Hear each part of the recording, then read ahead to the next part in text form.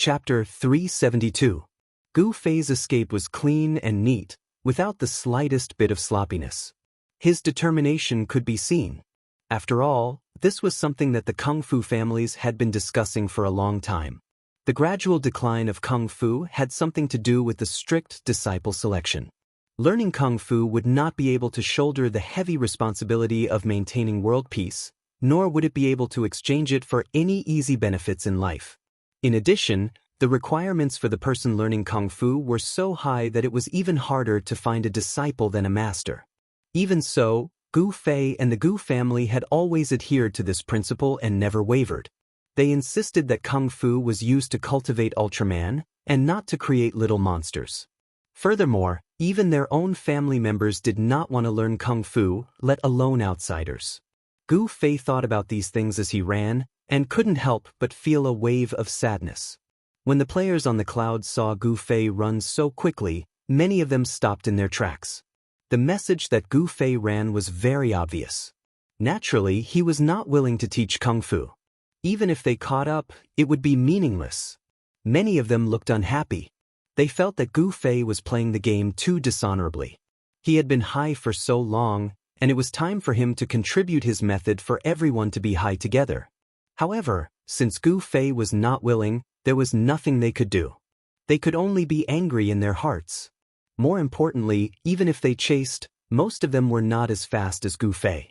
However, among these people, there was one person whose speed was clearly faster than Gu Fei, so she did not give up and continued to chase. This person's speed was very fast, so fast that Gu Fei did not need to look back. When he heard the hurried footsteps behind him, he already knew who it was. Gu Fei only knew one person who could catch up to him so easily: Slender Waist Dance. Gu Fei looked, and sure enough, it was Slender Waist Dance's fiery red figure. Gu Fei didn't know how many times he had seen this figure charge into the crowd in such an aggressive manner, and then set off a burst of white light. He didn't expect that it was coming for him today. But if it was this girl who wanted to learn? Gu Fei thought about it and felt that Slim Waist Dance was a good person. But she had killed quite a few people in a second, so she was a bit arrogant. Teach her Kung Fu? Gu Fei couldn't make up his mind.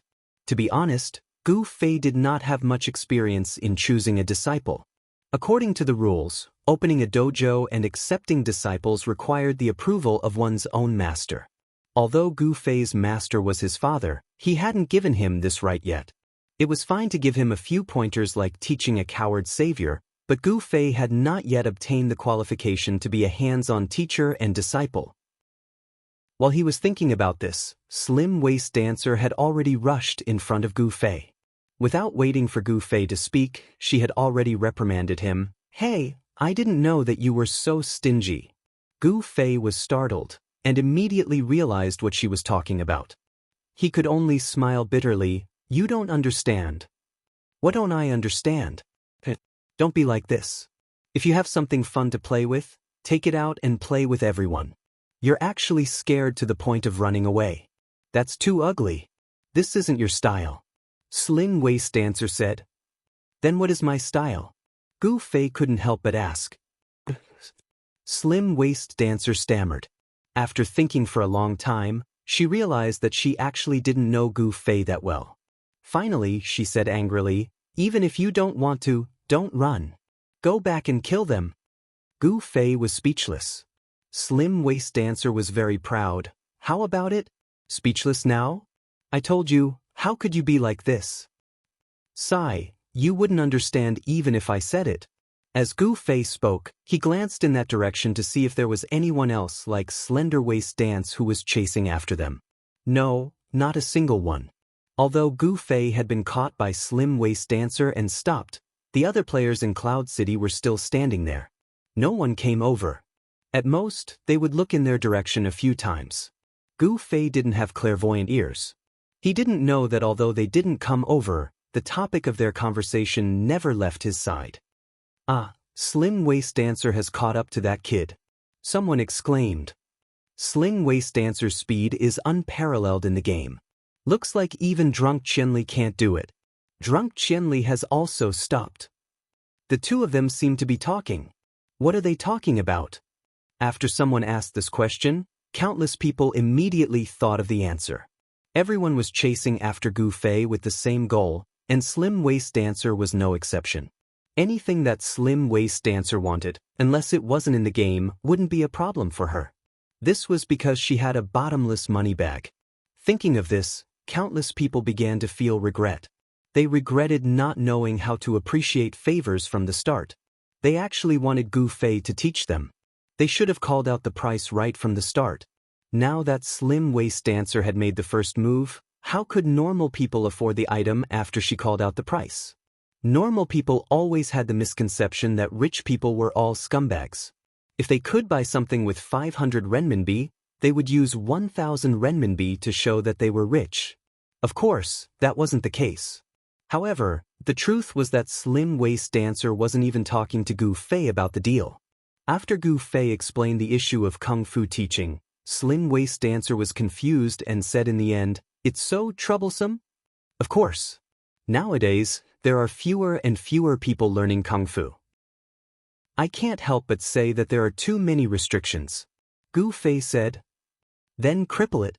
Slim Waist Dancer said. That's even worse. The more meaningful something is, the more rules are needed to restrict it. Gu Fei said. Don't brag like that. Slim Waist Dancer wasn't happy. After Gu Fei laughed, Slim Waist Dancer seemed to have thought of something and suddenly asked, "Do you think I have what it takes?" Gu Fei was startled. From Slim Waist Dancer's words and actions, Gu Fei knew that this girl didn't have such intentions. After all, her ability was enough to trample on most players. Even Gu Fei felt that this girl's speed and reaction were a bit difficult to deal with. Even if she were to ask this question now, Gu Fei knew that she was probably just asking for fun. She didn't really have that intention. Gu Fei was vague. What do you mean? Slim Waist Dancer asked with an aggressive gaze. You can do it, you can do it. Gu Fei said vaguely. He had to say this because when he was talking to Slim Waist Dancer about taking in a disciple, he mentioned that moral conduct was the most important thing. As for other things like aptitude, talent, or physical fitness, he wouldn't force them. So, if Gu Fei said that Slim Waist Dancer wasn't qualified, it would be the same as saying that there was something wrong with her moral conduct. Looking at Slim Waist Dancer's expression, if Gu Fei really said that, she would definitely fight him to the death. As expected, after receiving this answer, Slim Waist Dancer nodded and said as if she was praising Gu Fei, "If that's the case, then I'll allow you to teach me a thing or two." "Sorry, I don't have the qualifications to teach disciples," Gu Fei said with a smile. Sure enough, Slender Waist Dance continued to climb upward.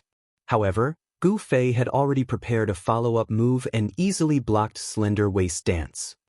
"In your dreams," Slim Waist Dancer said, "Who said I wanted you to be my teacher? I just wanted you to pick some simple things to teach me for fun." "If that's the case, then let me think about it. When I find something suitable for you, I'll teach you," Gu Fei said. "That's more like it." Slim Waist Dancer was finally satisfied. "Okay, then you can go back first," Gu Fei said. "What about you?" Slim Waist Dancer asked. "I'll wait for them to calm down a bit. Or maybe I'll just follow them from afar and help if anything happens," Gu Fei said. "I'll help you explain when I get back," Slim Waist Dancer said. "Okay, that's not bad." After the two finished talking, Slim Waist Dancer turned around and walked towards the players in the clouds, causing another commotion among the players. Slim Waist Dancer is back. When they got closer, some of the archers could clearly see Slim Waist Dancer's face was filled with happiness. Did she succeed? That was what everyone was thinking. They watched helplessly as the slim-waisted dance got closer and closer. Some of them could no longer hold it in. They were already planning the lines of questioning in their minds, and they were already on the verge of speaking. Even unhindered 4C's guild leader, Sworn Sword, was no exception. He licked his chapped lips, thinking that no matter how high Slim Waist Dancer's price was, he would definitely be able to afford it. After he learned it, he could share it with his brothers in the guild. How great would that be? With his wishful thinking, Unsworn Sword was just about to ask Slim Waist Dance when his vision suddenly blurred. When he looked up, he saw that the Han family's young master had already appeared before him. Guild leader Unsworn, do we do this quest or not? Han family young master said coldly. Quest. Unsworn Sword suddenly remembered. The 5 people blocking their way had all left, but they had foolishly stayed here for so long. They should have sent Todd to the dungeon as soon as possible. The faster they moved, the less trouble there would be. With this thought in mind, Unsworn Sword quickly called out, "Why are you all standing here? Let's hurry up." The team began to move forward, and Slim Waist Dancer had already disappeared into the crowd, returning to the circle of reborn amethyst girls. Immediately, a player sneakily came over and bowed. "Miss Slim Waist." "What?" Slim Waist Dancer glared. How about a drunken talk with Chenli?" the player asked. The others were listening attentively. "What talk?" "The one about Chenli's drunken kung fu. How much is he willing to teach you?" the player asked. "Money?" Slim Waist Dancer said angrily. "Is kung fu something that can be bought with money? Let me tell you. If you want to learn kung fu, think about your own character first. Don't even think about people with bad behavior. In this craft, the most important thing was a person's moral character. Money, money, money, money. Just based on your way of thinking, I don't think you are qualified." Chapter 373. Slender Waist Dance put her hands on her hips and glared at the player who had come over to inquire. After this person left, someone else came up to ask more questions. Slender Waist Dance judged them to be of bad conduct and deprived them of the right to learn kung fu for life. In her eyes, anyone who wanted to learn kung fu had to be of bad conduct. It was as if she was the only one who could pass the test.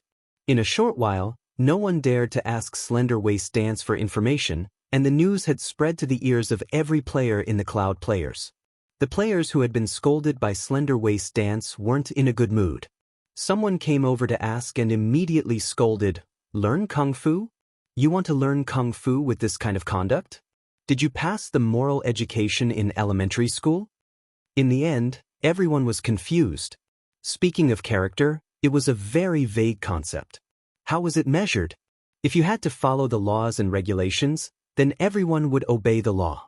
It was just that, occasionally spitting on the street, sitting in a car and seeing an old lady pretending to be asleep, seeing a beautiful woman and letting her imagination run wild, were the above behaviors considered bad conduct?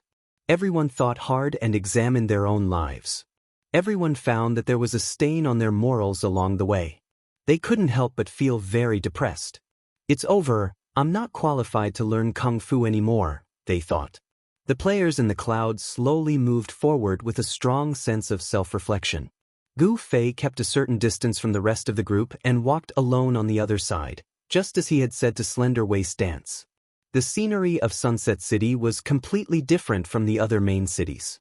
When the boat had first left the dock, it had probably been a small oasis with flowers, grass, and trees. Gradually, the flowers had withered, the grass had turned yellow, and the trees had withered. Large pieces of grayish-yellow rock began to frequently appear on the ground. This distinct local characteristic made the players along the way understand that they had completely entered the territory of Sunset City. The desert here didn't look like a desert, and the Gobi didn't look like the Gobi either. It was strange and neither fish nor fowl. However, there was one advantage. The view here was very wide. As far as the eye could see, they could already see the huge city in the distance. Not far from them, there was a dried-up river meandering towards Sunset City. "Fuck!" Someone commented. That island was still surrounded by water, but in the blink of an eye, it has become a dry land. The system is too good. Everyone, stay alert at all times. We'll talk about other things after we're done with the quest, Unsworn Sword reminded everyone. He was worried that everyone would forget about their mission. Everyone nodded. Even the mercenary players didn't care about the bounty. They wanted to protect their own lives, so everyone was united. Take a good look at the surroundings. Unsworn Sword immediately called for a few sharpshooters to scout the area with eagle eyes. The sharpshooters scanned the area with bright eyes, but the results of their reconnaissance were rather disappointing. The main problem was that the players in the clouds didn't know who was here. Currently, in broad daylight, Countless players were scattered in every corner of the map, leveling up. Who knew which of these players were really leveling up and which were pretending to be prey like them? In the end, after these marksmen looked around, they could only report to Unsworn Sword that their movements were unclear. Unsworn Sword frowned as he looked at the spots on the map in front of him. In his eyes, these people could all be enemies. If they rushed forward, the other side could pretend to ignore them. Once they got close to the core area, everyone would unite and attack. What would they do then? As a result, even though it looked like a very ordinary scene of a player leveling up, Unsworn Sword didn't dare lead his party into it. Let's kill them as we go. It doesn't matter what they do, just kill them all and carve out a path. Then, we won't have to worry about the background of the people around us, someone suggested to sort of no oath. Do you want all the players in Sunset City to stop us from completing the quest? Unsworn Sword said angrily. It was fine to kill a few people occasionally, but if they cleared the leveling area like this, they would definitely incur the wrath of the other side. When the time came, the entire main city would start competing for the quest, and they would be crushed like ants. Unsworn Sword's hesitation caused the party to naturally stop advancing.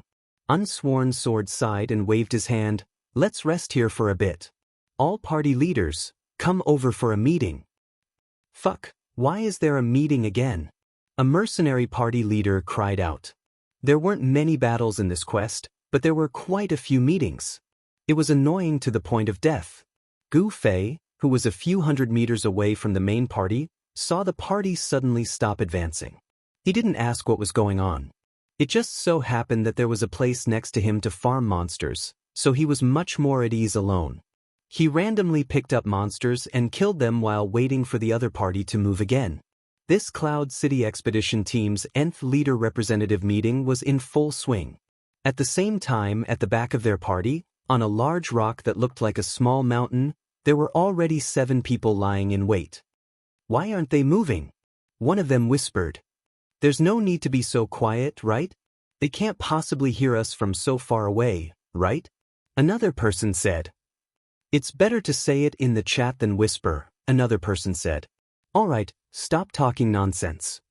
Azure Blade finally spoke.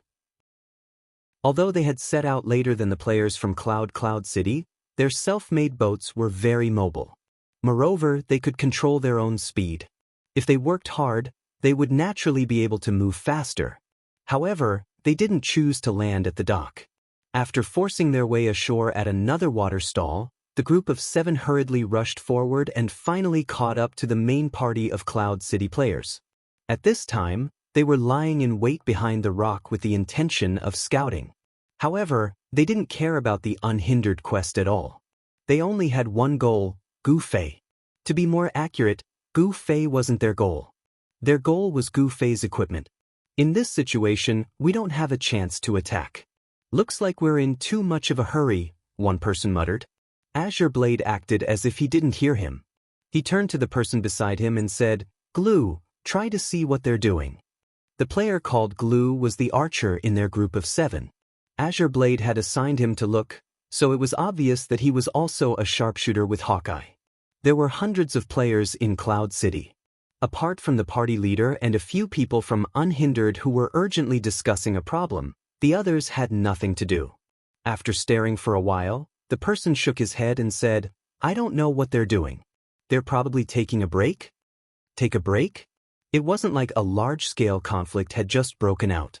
Why would they stop here to rest for no reason? Azure Blade's thoughts turned quickly. He guessed that Unhindered's party had probably encountered a problem and was in a dilemma. That was why they stopped here for a discussion. What kind of problem could it be? Wandering Azure Sword thought as he looked around. All he saw were players scattered around the map, fighting monsters. As Azure Blade looked around, he immediately came to a realization. The biggest problem for the players in Cloud City was that they couldn't distinguish between friend and foe. The enemy hadn't shown up yet, so they didn't know who to attack. There were so many players in front of them.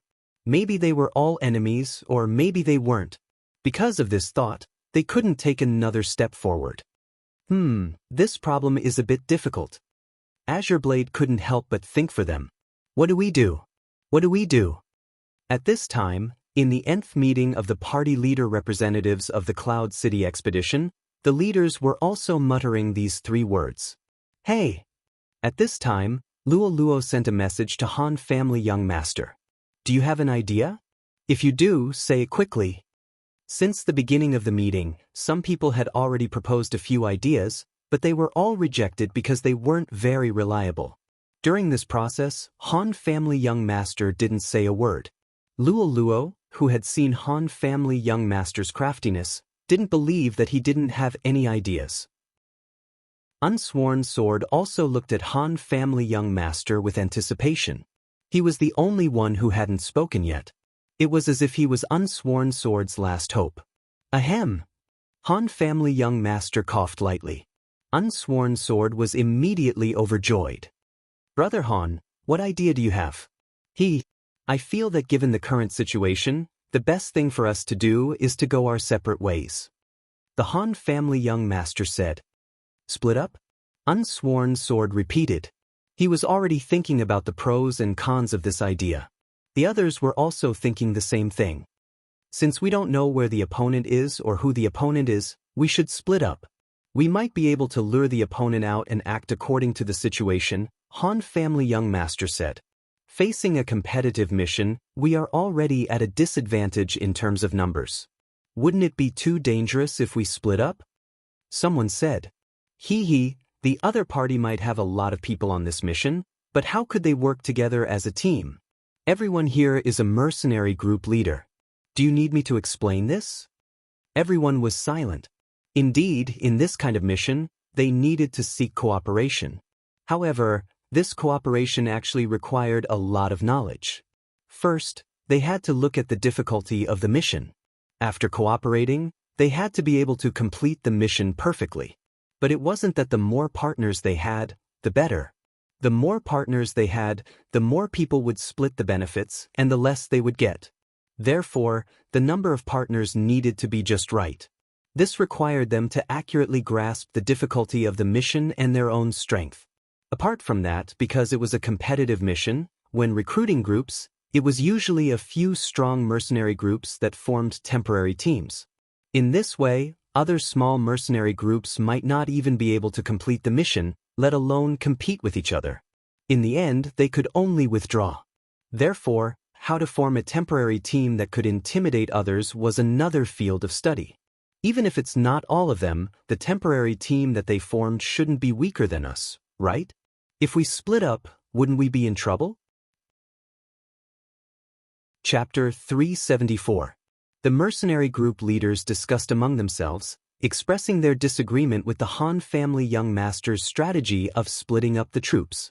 Especially the Black Hand mercenary group's leader, Black Index Finger, who had lost a level in Shady Forest City, was already in a bad mood and had always been unhappy with the child elite group.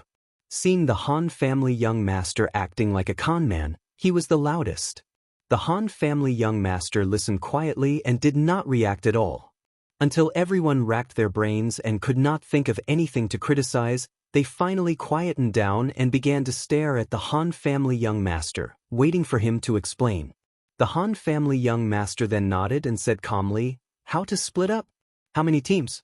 Let's discuss it now." There was an uproar. Everyone had said so much, but in the eyes of the other party, they were not even worth a fart. For a moment, the crowd was enraged, and Black Index Finger already had the urge to rush up and beat him up. "Everyone, don't be impulsive, don't be impulsive." Sword of No Oath quickly came out to smooth things over. He was very afraid that there would be disunity within the group, and he was the direct victim. Everyone's emotions calmed down a little, and Sword of No Oath quickly said to the Han family young master, "Brother Han, please explain in detail." The Han family young master glanced at everyone and said calmly, "If we split up, won't they also have to split up? Their target is definitely Todd, but will they know which team Todd is in?" "We have to think about that," Black Index Finger sneered. "But how many teams do we split into, and how many teams do they split into? May I ask what's the point of splitting up? May I ask why you have to tell your opponents how many teams we split into?" The Han family young master asked. Black Index Finger was stunned for a while and said, Can't they see for themselves? Find a place where we won't be seen, split into teams, and go our separate ways. Then hide one team there, and when the enemy's attention is diverted, secretly bring Todd into the city. Luo suddenly said. The Han family young master had the same plan, so he nodded lightly. Where can I find such a place? The black index finger continued to scoff. However, everyone's expressions had already changed. Everyone's gazes had also become more accurate. Everyone simultaneously looked towards the dried-up river valley. It seems there aren't that many fools after all. The Han family young master sighed. The black index finger was furious. In fact, he should have realized it a long time ago. However, he was blinded by hatred and wanted to go against the Han family young master's idea. He accidentally got himself involved and became the most stupid mercenary leader among all the mercenary group leaders. There is a certain amount of risk in this method, and it is very likely that there will be a certain amount of sacrifice. However, it is still better than this situation where we cannot advance or retreat. After the Han family young master finished his last sentence, he looked at Sword of No Oath. After all, he was the boss, and they were just temporary workers that he had hired. Let's do it. Unsworn Sword made up his mind very quickly. Turn around and head towards the river valley. Unsworn Sword ordered in the guild channel. The mercenary group leaders also called out to their members. Although the players didn't know what it meant, they still obeyed and headed towards the river valley. The black index finger didn't give up and muttered to himself, "Will no one see us when we reach the river valley? I don't think so. There are some highlands around here. Will no one notice our actions?" When they reached the edge of the river valley, the black index finger was finally speechless. How was this a river valley? It was more like a canyon. The two sides of the river were actually so steep. This was another scene created by the system. How do we go down? Some people felt a little dizzy standing at the side. Just jump. We won't die from the fall. The Han family young master said. There were bound to be a few people who had high jump experience. This height was indeed within their knowledge of safety. They immediately jumped out of the group. Some of the other players who were still hesitant were asking about the damage received by the players who had jumped off the wall. They asked a few people, but the numbers weren't the same. They didn't know what the damage was related to the character stats, but the threat wasn't that great. As a result, more and more people jumped down. Seeing that they were already halfway down, the black index finger, who had been feeling unhappy, suddenly realized a problem. Wait! He stopped the people who were about to jump down. At this moment, Unsworn Sword was still nearby and hadn't jumped down. The black index finger said to him, "It's easy to go down from here, but how do we get up?" "We can get up not far ahead." The Han family young master pointed and then said, "Bro, can you ask a more in-depth question? Where is it? How come I don't see it?" The black index finger looked in the direction that the Han family young master was pointing. He didn't see any exit and continued to be suspicious. "You can walk over and take a look. It's not far." The Han family young master didn't pay attention to him anymore and jumped down. The surrounding players heard their conversation and clearly didn't care about the black index finger's question. One by one, they walked past him and jumped down, treating him like air. In the blink of an eye, everyone had gathered in the valley.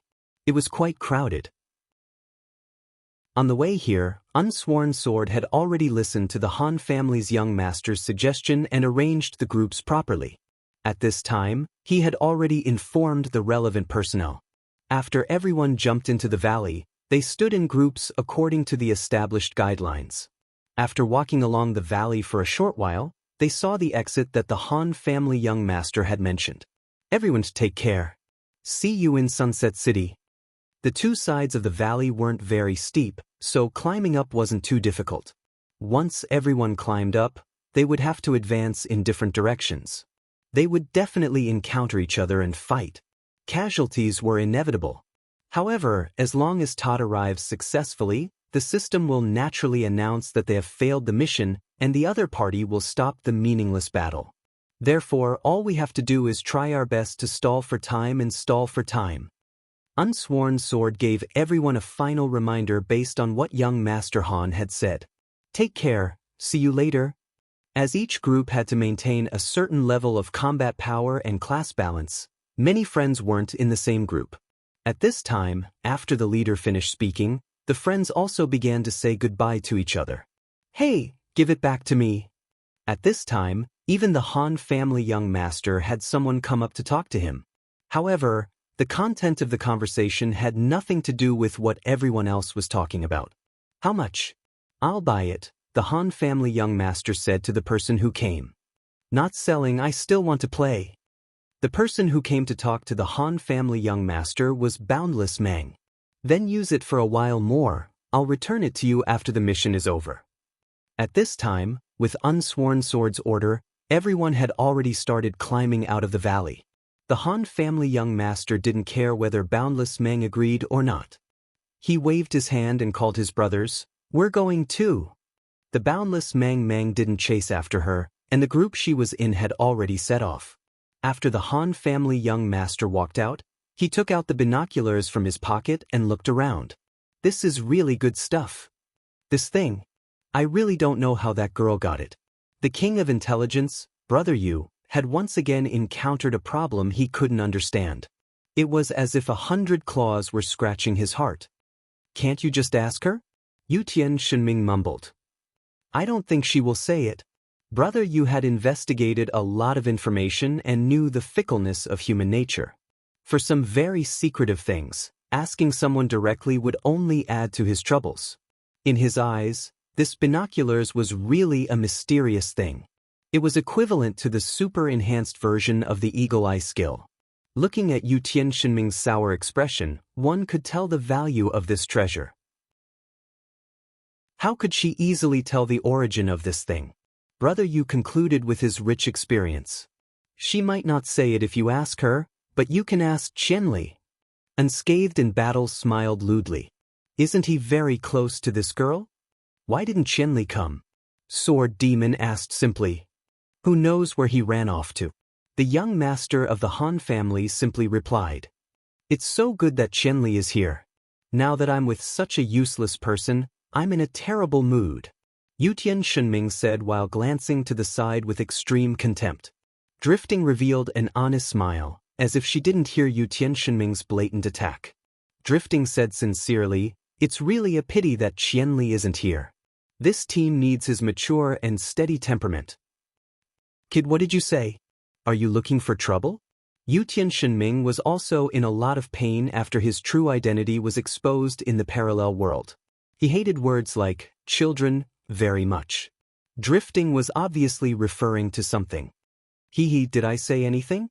Unfortunately, this guy didn't know how to quarrel with Yu Tianxinming. After teasing him for a few sentences, he would pretend that he didn't know anything. Stop quarreling. We have a heavy burden on our shoulders. At this time, Han family young master was done playing with the binoculars. After putting them away, he began to become serious. With such a burden, I think our future is uncertain, Yu Tianxinming hinted. Drifting just smiled calmly and didn't say anything else. They went down the river, and now they're splitting up again. Jiannan's team, who had been watching the people in Cloud City, felt a headache when they saw where they were going. There were only 7 of them in total, so they couldn't split up with Cloud Dweller's team. As a result, how could they know which part Gu Fei was in? That's a good idea. Jiannan suddenly laughed. What's wrong? His partner asked him. The things on the map are just a cover. I'm sure the target they're escorting is still in the river. They left a team here to send the target to Cloud City. As long as they complete their mission, the battle will be over, right? Jiannan said. Oh, that's a good idea, his partner said. Since this is a core team, it must be made up of top players. The magician who recorded the video must be in this team. Jiannan's team of 7 deduced. That's right. So, let's go down the river too. Jiannan waved his hand. The 7 of them jumped out from behind the rock and rushed into the river. Chapter 375. After climbing out of the river, the Cloud players went in their designated directions. At this time, reigning the 4 seas and the various mercenary groups had a total of about 700 people, which was less than half of what they had when they set out from Cloud City. They were now divided into 4 teams of nearly 200 people, and once they exited the river valley, they went in 4 different directions. Of course, they didn't go in 4 different directions like north, south, east, and west. It was just that there was a clear boundary between each team, so it was impossible to surround them all at once. The opponents had to split into 4 groups to stop them. Following unsworn swords orders, everyone looked around vigilantly after climbing out of the river valley. This was especially so for the sharpshooters, who had been observing the situation on the map before this. They finally discovered a variable. In the short period of time that they descended into the river valley, many of the players that were originally scattered all over the map suddenly evolved into creatures that gathered in groups. Moreover, their goal was very clear as they charged towards the river valley. But not long after, the Cloud City players had already climbed out of the river valley and split into 4 groups. The opposing teams suddenly looked like they were at a loss. The Cloud City players completely ignored them and went their own ways according to the established guidelines. Moreover, in a situation where the enemy's movements were basically clear, they naturally had to avoid them as much as possible. The longer they dragged, the better. Todd's safety was above everything else. As long as Todd reached the dungeon safely, everything would be over. The guidelines for this battle couldn't be any clearer. After all, the Mercenary Alliance was a team that had been put together temporarily. It was a joke to say that they had tacit understanding. When faced with a situation where they needed to rearrange their plans, even the most decisive of decisions would take some time. Seeing that the 4 teams of Cloud City had already spread out, they still didn't make their move. Seeing this, Kenan shook his head. Look at them. Don't tell me they don't even have a single leader? However, as soon as he finished his sentence, the other players finally moved. Just as Han Family Young Master had predicted, they could only helplessly split into 4 groups and intercept the 4 teams of Cloud City players. It was a chaotic situation, and it was hard to tell who had the upper hand. At least they didn't react too slowly. Kenan let out a long sigh. Why do you look so concerned? The priest asked him. The number of players coming out of Cloud City doesn't seem to have decreased, which means that the number of players left in the river is quite small. The fewer they are, the more elite they are. Do you know who the elites are in this group of people? Jian said. Who else could it be other than that video mage? Someone asked. Smoker, drunkard, Yutian Shenming. Unscathed in battle. Brother Yu. Jian paused after each name, his expression solemn. His companions' jaws dropped when they heard these names. It can't be. One person shouted, these individual masters are all in Cloud City. That's right. Moreover, when I came to Water City, I met them. Jian you said. Oh, the group of people you said your friend brought you to meet? And Brother Yu is my friend. Jian you said. These people's names are indeed famous in the online gaming world, but this is a brand new game mode. In the end, we still have to see the real deal.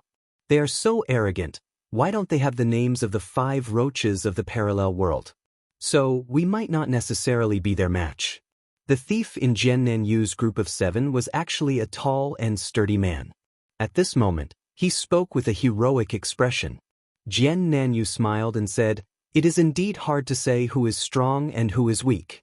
However, we only have one goal, and that is to avoid conflict with these experts. The lowest price for the greatest return. This is business. Then what do you plan to do? The thief asked. I hope that Sunset City also has experts who can see through their plans. After that, let Sunset City's people first clash with them, and we will keep an eye on them from afar. Even if they can take care of all the experts in Sunset City, they will definitely consume a lot of energy. We will take advantage of this time to make our move. Jian Yu's words ended here. Sure enough, it is your usual style. The other 6 companions had obviously worked with Jian Yu for a long time. After hearing his plan, they could only sigh in admiration. Although the 7 of them had been chatting, their feet had not stopped. However, they did not jump into the river valley. Instead, they had been walking on the riverbank, looking at the situation on the map and paying attention to whether they had already approached the people in the river valley. On the map, Both sides were divided into 4 teams and 8 groups of people. After playing hide and seek for a while, 2 teams were about to make contact. This contact was necessary. Don't forget that Cloud's mission was to escort Todd into the city. If they kept dodging outside the city, it would be too obvious that they were trying to stall for time. Therefore, after their attempt to circle around the city failed, they would have to charge into the city. The first wave of contact with the enemy was the team led by Gu Xiaoshang. Gu Xiaoshang was not only the leader of a mercenary group, but also the guild leader of a guild. He was also the target of Unsworn Sword, so it was not difficult to understand why he was entrusted with such an important task. This girl was also very familiar with commanding teams. She did not panic at all in front of the enemy and continued to give out orders. Cloud Peak's group was originally a mixed army, but they had been drifting in the outer city for the past few days. They traveled together, experienced battles together, and when they had nothing to do, they would drink a little wine under the moonlight to communicate. Compared to the other mixed armies, they were still a little more standardized. In particular, they had become used to listening to orders. Regardless of whether or not they agreed with Gu Xiaoshang's orders, they would at least follow them. Just this point alone was better than the mixed army in front of them. The people in front of him were no less than the people on Cloud's side. Their team was also orderly, but this reason could be seen at a glance. Why were they organized? Because they were not familiar with each other, everyone stood at a distance. Now that a group battle was about to break out, they did not even have a commander. They were completely free to act. The moment the 2 sides clashed, the difference in strength was obvious. The Sunset Sun players were completely defeated, and 2 rows of people fell. Only then did the other side feel that the other side was not a pushover. Therefore, someone volunteered to jump out and take command. It had to be said that players generally work together with mercenary guilds. Very few played only one of them, so the people in the mercenary group also had the experience of fighting in a large group like a guild. Now that there was a unified command, it was not as ugly as it was at the beginning. After all, to be able to form an alliance to do such a big mission, they were all high-end players in Sunset City. They were not necessarily worse than Cloud City. For a time, the 2 sides were evenly matched. On the other hand, Cloud City's side seemed to be charging fiercely, but deep down, they prioritized survival. Seeing that the other side had stabilized and stood firm, they immediately went on the defensive. The Sunset City players suddenly felt that they were still the best. Once they showed their might, the other side seemed to immediately have no strength to fight back. Their fighting spirit was high, and the sound of killing could be heard incessantly. There were also shouts like, "Hand over the gun and we will not kill you." Of course, the content was, "Hand over Todd and we will spare your lives." The purpose of Cloud City's side was to hide Todd's location, so they could not let the other side know that Todd was not in the formation. The best way was of course to make the other side uncertain, so after the other side shouted this, Gu Xiaoshang immediately replied, "Ask the sword in my hand if it agrees." After shouting, he waved his arm and flung the cloak on his back. The cloak that flew out covered 1 person on the spot, and Gu Xiaoshang took the opportunity to kill him with 2 slashes. Wawa! This woman is so despicable. The opponent roared, and the battle between the 2 sides became white-hot. Different personalities of the leaders determined the temperament of the entire team in battle. This was very true. Gu Xiaoshang's team fought as soon as they met, just like the girl's character. On the other side, the team led by the Black Index Finger was indecisive after meeting the enemy. "Please, brothers. What can I do for you?" The Black Index Finger smiled and greeted the enemy who rushed over. As the saying goes, one does not slap a smiling face. Seeing the Black Index Finger's action, the other party did not have the nerve to slash at it with his saber. He quickly stopped in his tracks and greeted it as if it was a normal 2-way quest. "Excuse me, this is a 2-way quest." "Oh, what is the mission about?" "To assassinate Todd." The other side was quite honest. "Todd is not in our team." The Black Index Finger was even more honest than the other side. The other side heard the truth, but only smiled slightly. "Is that so? Can you let us see?" "He really isn't here." "Brother, You don't believe me. The black index finger laughed. What was fake was real, and what was real was fake. The black index finger in the art of war was quite ingenious. Making the other side deeply suspect that Todd was in their team was the mission that the Sword of Unsworn had given them. Then, they dilly-dallied and chatted with the other side for a while. This was the method that the black index finger used to stall for time. This guy was quite crafty after all. The other two teams naturally had their own ways to complete their own responsibilities and missions. Meanwhile, in the river, the Han family young master and his team finally met their opponents. The other side's murderous intent was obvious. When Brother Yu and the others saw that the Han family young master's plan was seen through, they were naturally shocked. However, there were not many opponents blocking their way, which was a pleasant surprise. There are not many people. We can deal with them. Yutian Shenming did not bother to hide his words and completely ignored the other side. That's for sure. The Han family young master actually continued Yutian Shenming's words. It's rare for such an opportunity to appear. If it were me, I would definitely not tell my allies after seeing through the other side's strategy. We would also pretend that we don't know anything and secretly bring a few of our brothers to this river valley to make a fortune. How great would that be? Isn't that right, leader? Chapter 376. After hearing the Han family young master's words, the newcomer was shocked. He didn't expect the other party to completely see through his thoughts. Indeed, when he saw the players from cloud computing enter the valley and then appear in 4 teams, he immediately guessed that it was a diversion tactic. The 4 teams that appeared on the map were just to attract attention. The real team escorting Todd must still be in the valley. He was a citizen of Sunset City, so he knew where the valley led. The dried-up river that ran through Sunset City had been turned into a commercial street by the players. Although it was impossible to enter the city from the outside due to the iron gate under the city wall, it was only a few steps away from the city gate if one climbed out of the river and climbed out of the river. Going through the valley was indeed a hidden, safe, and efficient choice. After making this judgment, just as the Han family young master had expected, he immediately became selfish. Seeing that the other mercenary group leaders didn't seem to have any suspicions, he immediately divided his people into 4 teams and secretly led them down to the valley. Then he secretly left a dozen people and led them down to the valley. Along the way, he waited for the other party to come face to face. From the 4 teams that appeared, it was impossible to see that the other party's numbers had decreased. From this, he concluded that the other party definitely didn't have many people in the valley. However, the dozen people he brought might not be much of an advantage, but this was already the limit. His mercenary group had a total of 100 people, and losing a dozen people was already considered conspicuous. Moreover, as the leader of the group, he wasn't in the group. Who knew when he would be noticed? However, in the face of profit, he decided to take the risk and brought a dozen people on this trip. It was a worthwhile trip. When they met the other party and saw that they didn't have as many people as they did, this guy was still happy. In the end, Imperial Heaven Divine Ming had already treated them like small dishes, and then, the young master of the Han family had completely seen through his intentions, causing him to be shocked.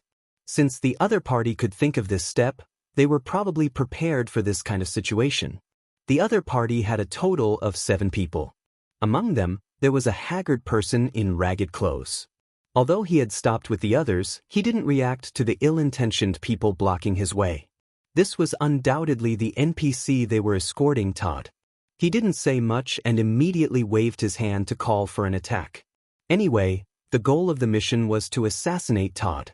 They had to get rid of the target at all costs, and the rest could be discussed later. The leader had already made up his mind. Without saying a word, you came up to fight. Young man, you have a bright future. As he praised, the Han family young master had already stepped in front of Todd and used his body as cover. He raised his staff, ready to cast a healing spell at any time. On the other side, Sword Demon, Unscathed in Battle, Yutian Shenming, and Drifting were all experts with rich battle experience. They were ready to fight as soon as they saw their opponents.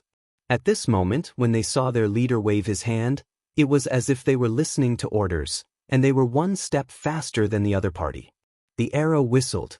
Yutian Shenming's arrow was the fastest. At such a close distance, no one could dodge it unless they were ridiculously skilled.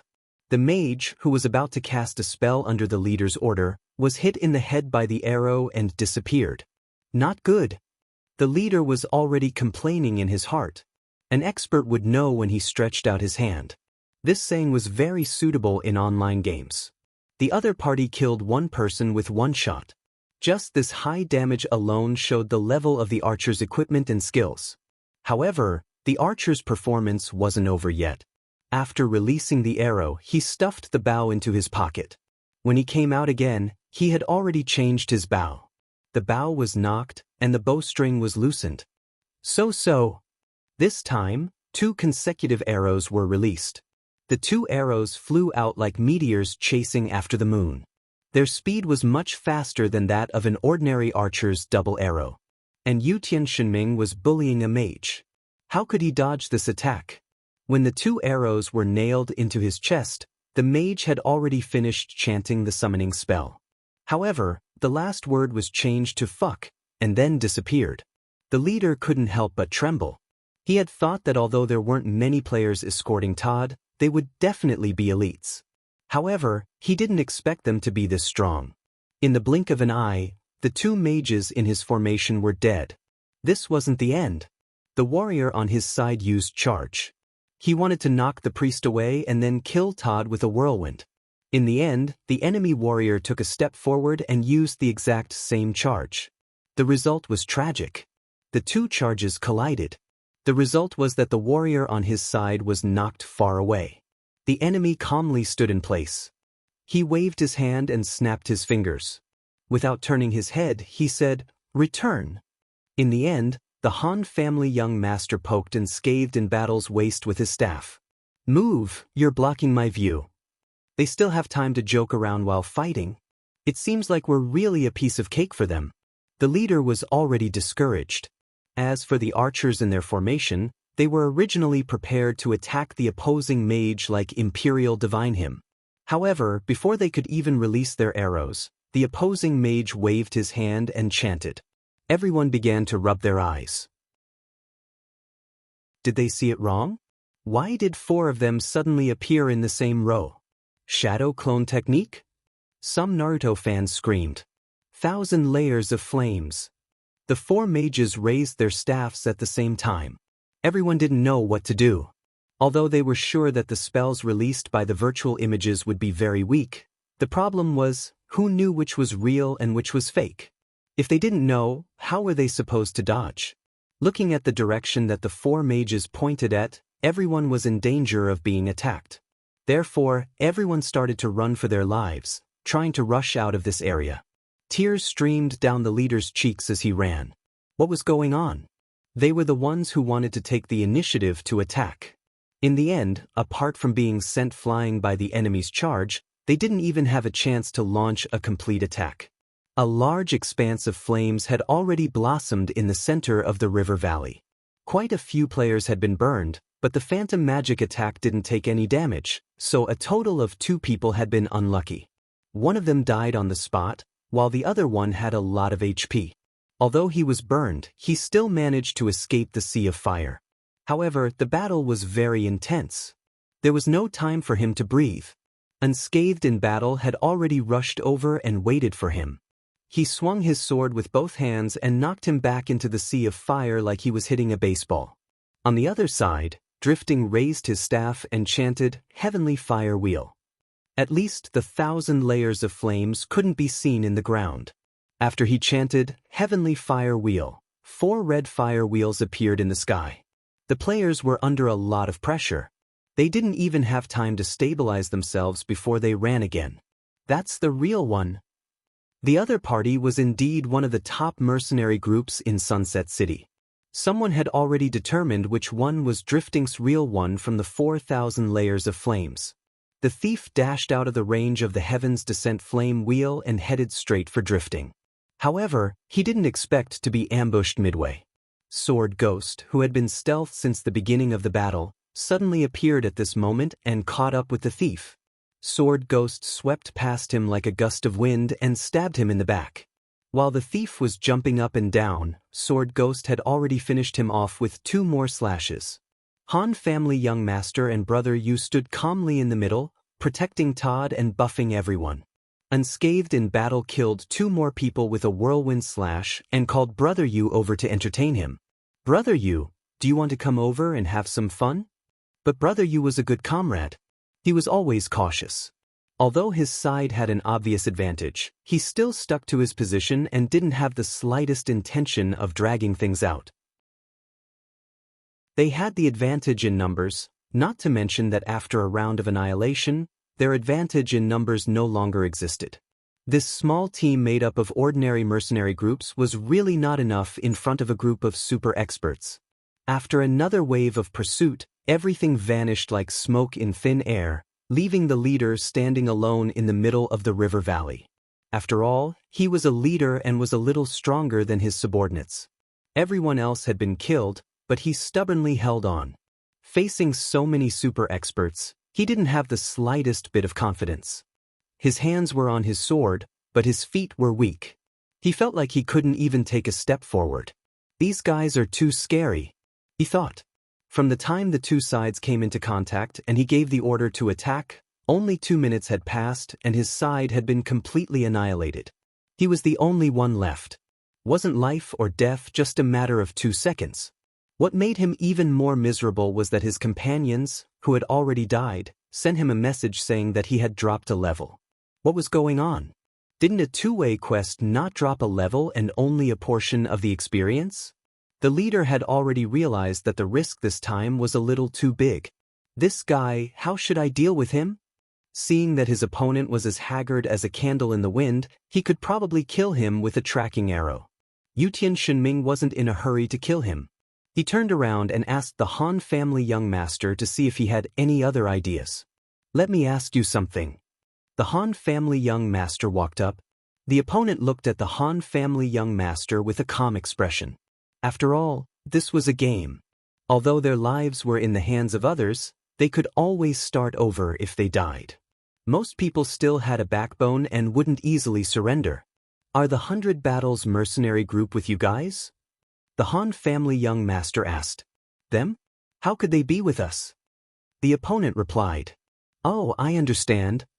The Han family young master nodded his head. How should I deal with him? Yutian Shenming asked again. In the movies, after asking this question, they would righteously let the opponent go to show their nobility. Kill him. His brothers are still waiting at the revival point. Letting him go wouldn't be good. The Han family young master waved his hand. Chapter 377. Hearing Han family young master's words, that guy sighed and didn't bother to resist anymore. He stretched his neck and closed his eyes, waiting for his death. Yutian Shenming didn't hold back either.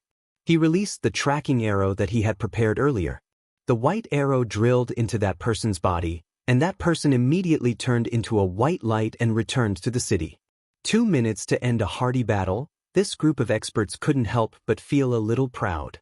Unscathed in battle put the sword back into his pocket and was about to brag, but Han family young master already said with a serious expression, "Don't talk nonsense. Let's hurry." The 100 Battles mercenary group isn't with them. What's going on? Brother Yu walked while feeling puzzled. What's so strange about that? A mercenary group like the 100 Battles mercenary group can even suppress a guild. Why would they cooperate with others? Han family young master said indifferently. You already thought of that? Brother Yu said. Of course. Han family young master said.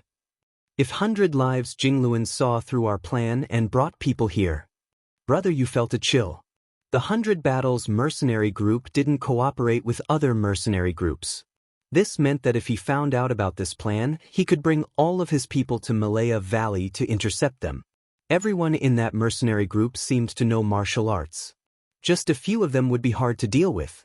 If there were 100 of them, even if they were all top experts, they would probably die here. Han family young master smiled disapprovingly. Level and IQ are 2 different things. I think he doesn't have the brains to see through our plan. Brother, you didn't understand. He even sent 5 people to block the road to show you our skills. Is this something a person with brains would do? If he had the time, he could just come here and finish the mission. Han family young master snorted at 100 lives Jingluan's actions. That guy has been killed by us. I don't know what he will do. Brother, you began to worry. He will come again. Han family young master said with certainty. The last time he came, he suffered a great loss. This time he will surely inform all his companions. Brother, you said. Don't worry, he won't. Why? Just because he suffered a great loss, all the more he won't. From the very beginning, he had wanted to take the reward for himself. Now that he had paid the price for it, in order to make up for his loss, he was more eager to take the mission for himself. Although we are strong, there are only 6 of us in total. He must think that as long as he finds more people, he will be able to eliminate 6 experts. Therefore, he will do it alone. Han family young master said confidently. Makes sense. Brother, you nodded. There's another more important reason. He wants to keep it to himself. He can't let his allies know. Han family young master said. How would his allies know about this? Unscathed in battle listened to the 2 of them and interrupted. How would he be stupid enough to tell his allies that he had already fought with us, but he didn't win, so he went to find them? Han family young master looked at Unscathed in battle. He won't be stupid enough to say it himself. But when he brings his allies over, will you be stupid enough to say nothing? Unscathed in battle was startled. So he's afraid that we will say, Han family young master rolled his eyes. Even if we are outsiders, this kind of thing is too sensitive. Moreover, they are only temporary allies. I'm afraid there's no trust between them. If that's the case, then this guy's situation is a bit awkward. Brother, you said, people who think they're smart won't have a good ending. If he had informed everyone of his discovery earlier, he wouldn't be in so much trouble. Han family young master said coldly. What should we do now? To be honest, no one cared about that guy's situation. Everyone was just analyzing his situation and making their own moves. He already knows our strength. If he brings more people, it will be hard for us to deal with them. So we have to change our route. Han family young master said. Yutian Shenming was very sensitive when he heard about changing routes. He was afraid that he would get lost. There's a fork in the river valley. One side leads to Sunset City, and the other side leads to a dead end. We'll take the dead end. Han family young master took out his binoculars and looked ahead. It's not far. Let's hurry. Dead end? So unlucky. Unscathed in battle mumbled. Then you stay here. Let's see if you die first or if we die first. Han family young master said. Unscathed in battle didn't say anything. He strode to the front. Everything is under your control. Brother, you sighed. Han family young master smiled and didn't say anything else. He followed Unscathed in battle's footsteps. Brother, you are a master. After listening to the analysis of the young master of the Han family, Drifting expressed his admiration. The group continued forward. Not long after, they saw the fork that Han family young master had mentioned. Han family young master pointed and everyone walked to the left. Behind them, Jian Nanyu and the others walked above the river valley for a long time, but they still didn't find any traces of the other party. In terms of movement speed, the 2 teams were a combination of multiple professions, so their overall speed was almost the same. It would be difficult to catch up from behind. However, Jian Nanyu was sure that the other party would encounter enemies along the way and waste some time, so he was confident that he could catch up. He didn't expect to see no one after walking so far. Don't tell me they didn't leave anyone in the river valley? The sorcerer in the group of 7 doubted Jian Nanyu's judgment. Let's go. The archer named Glue pointed and said, Look, there are footprints in the river valley. The others didn't have eagle eyes, so they couldn't see it. Jian Nanyu waved his hand and everyone jumped into the river valley. The valley was not covered with yellow sand and footprints, but Glue pointed at a few places, and they could clearly see the footprints of people who had passed by. Someone did go there not long ago. The sorcerer squatted down and looked at the footprints carefully. After confirming that they weren't carved on the ground by the system, he said with certainty, for things like footprints, the system would refresh them from time to time. The only possibility that there were footprints was that someone had just walked there not long ago. They haven't encountered any enemies yet? Jian Nanyu was confused. He felt that if they encountered enemies, they wouldn't have been unable to see them until now. Everyone looked at Jian Nanyu. If the other party didn't encounter any enemies at all, then their plan to take advantage of the situation would be in vain. Let's walk forward and see. Everyone talk in the channel, Jian Nanyu said. He was worried that the other party was nearby and would notice them after hearing their conversation. Everyone nodded their heads. The group of people carefully moved forward along the river. The river valley had twists and turns. It was impossible to see to the end. In short, there was no one within their line of sight. The 7 of them walked along the way. When they encountered a sharp turn, they would first poke their heads out to observe. They didn't find anything along the way. Even Jian Nanyu began to doubt his own judgment. Suddenly, the sorcerer in the formation sent a message in the channel, "Quick, look here." What's going on? Everyone was talking in the channel, but their expressions were very lively and their eyes were communicating with each other. The river valley was silent. The scene was slightly strange. Someone fought here. The sorcerer looked at the soil on the ground again. Jian Nanyu walked over and patted his shoulder, indicating for him to continue. This circle. The sorcerer sent a message in the channel while gesturing with his hands. It was very awkward, but he still insisted on saying, "This is the mark of a fire wheel falling from the sky." Is that so? The other 6 frowned.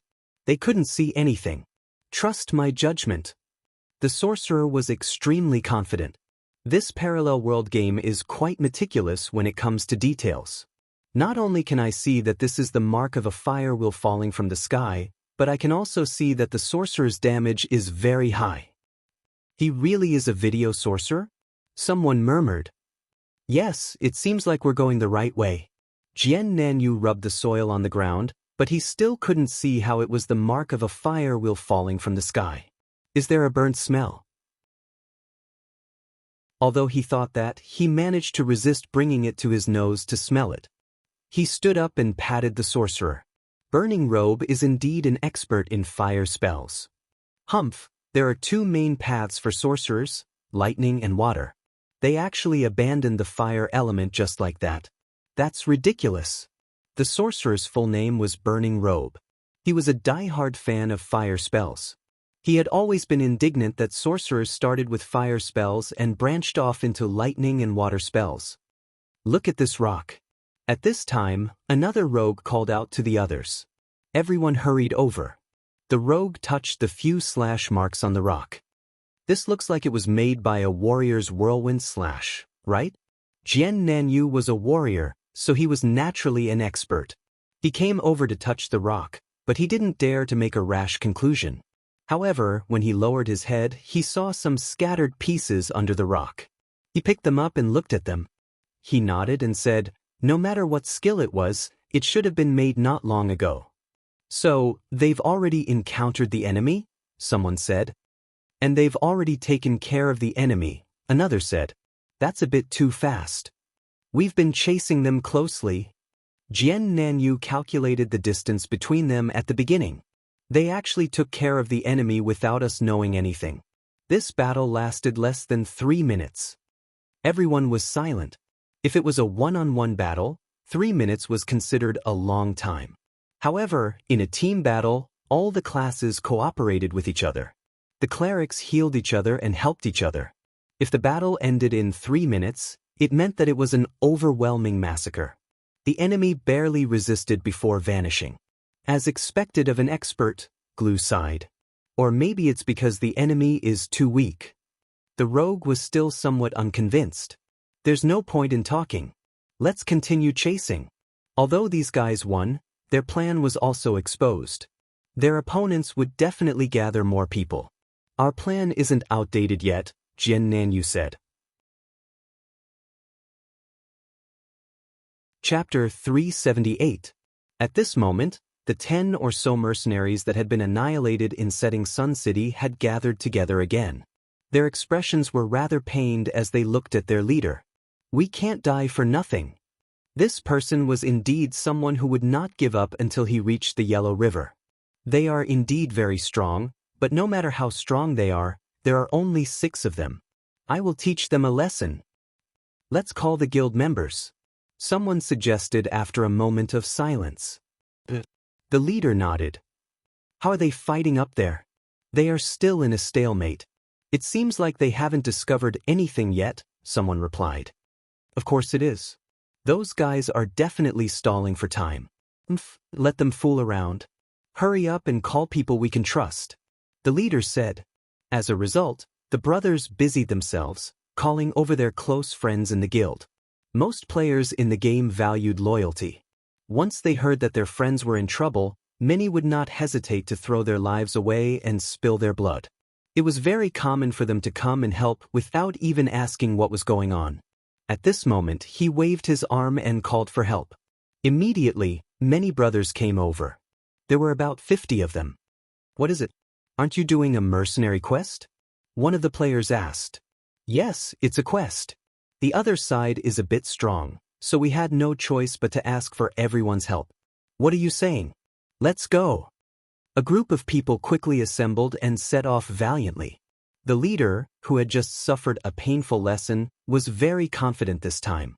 No matter how strong the other side was, could they fight 1 against 10? He did not believe it. After exiting the city, the group of people swiftly descended to the river valley and moved forward quickly, preparing to give young Master Han a head-on blow. On the other side of the river valley, Jian Nenyu's group of 7 was also moving forward quickly. They didn't want to miss the opportunity to take advantage of the situation. After chasing like this for a while, the 7 of them suddenly saw a fork in the river valley.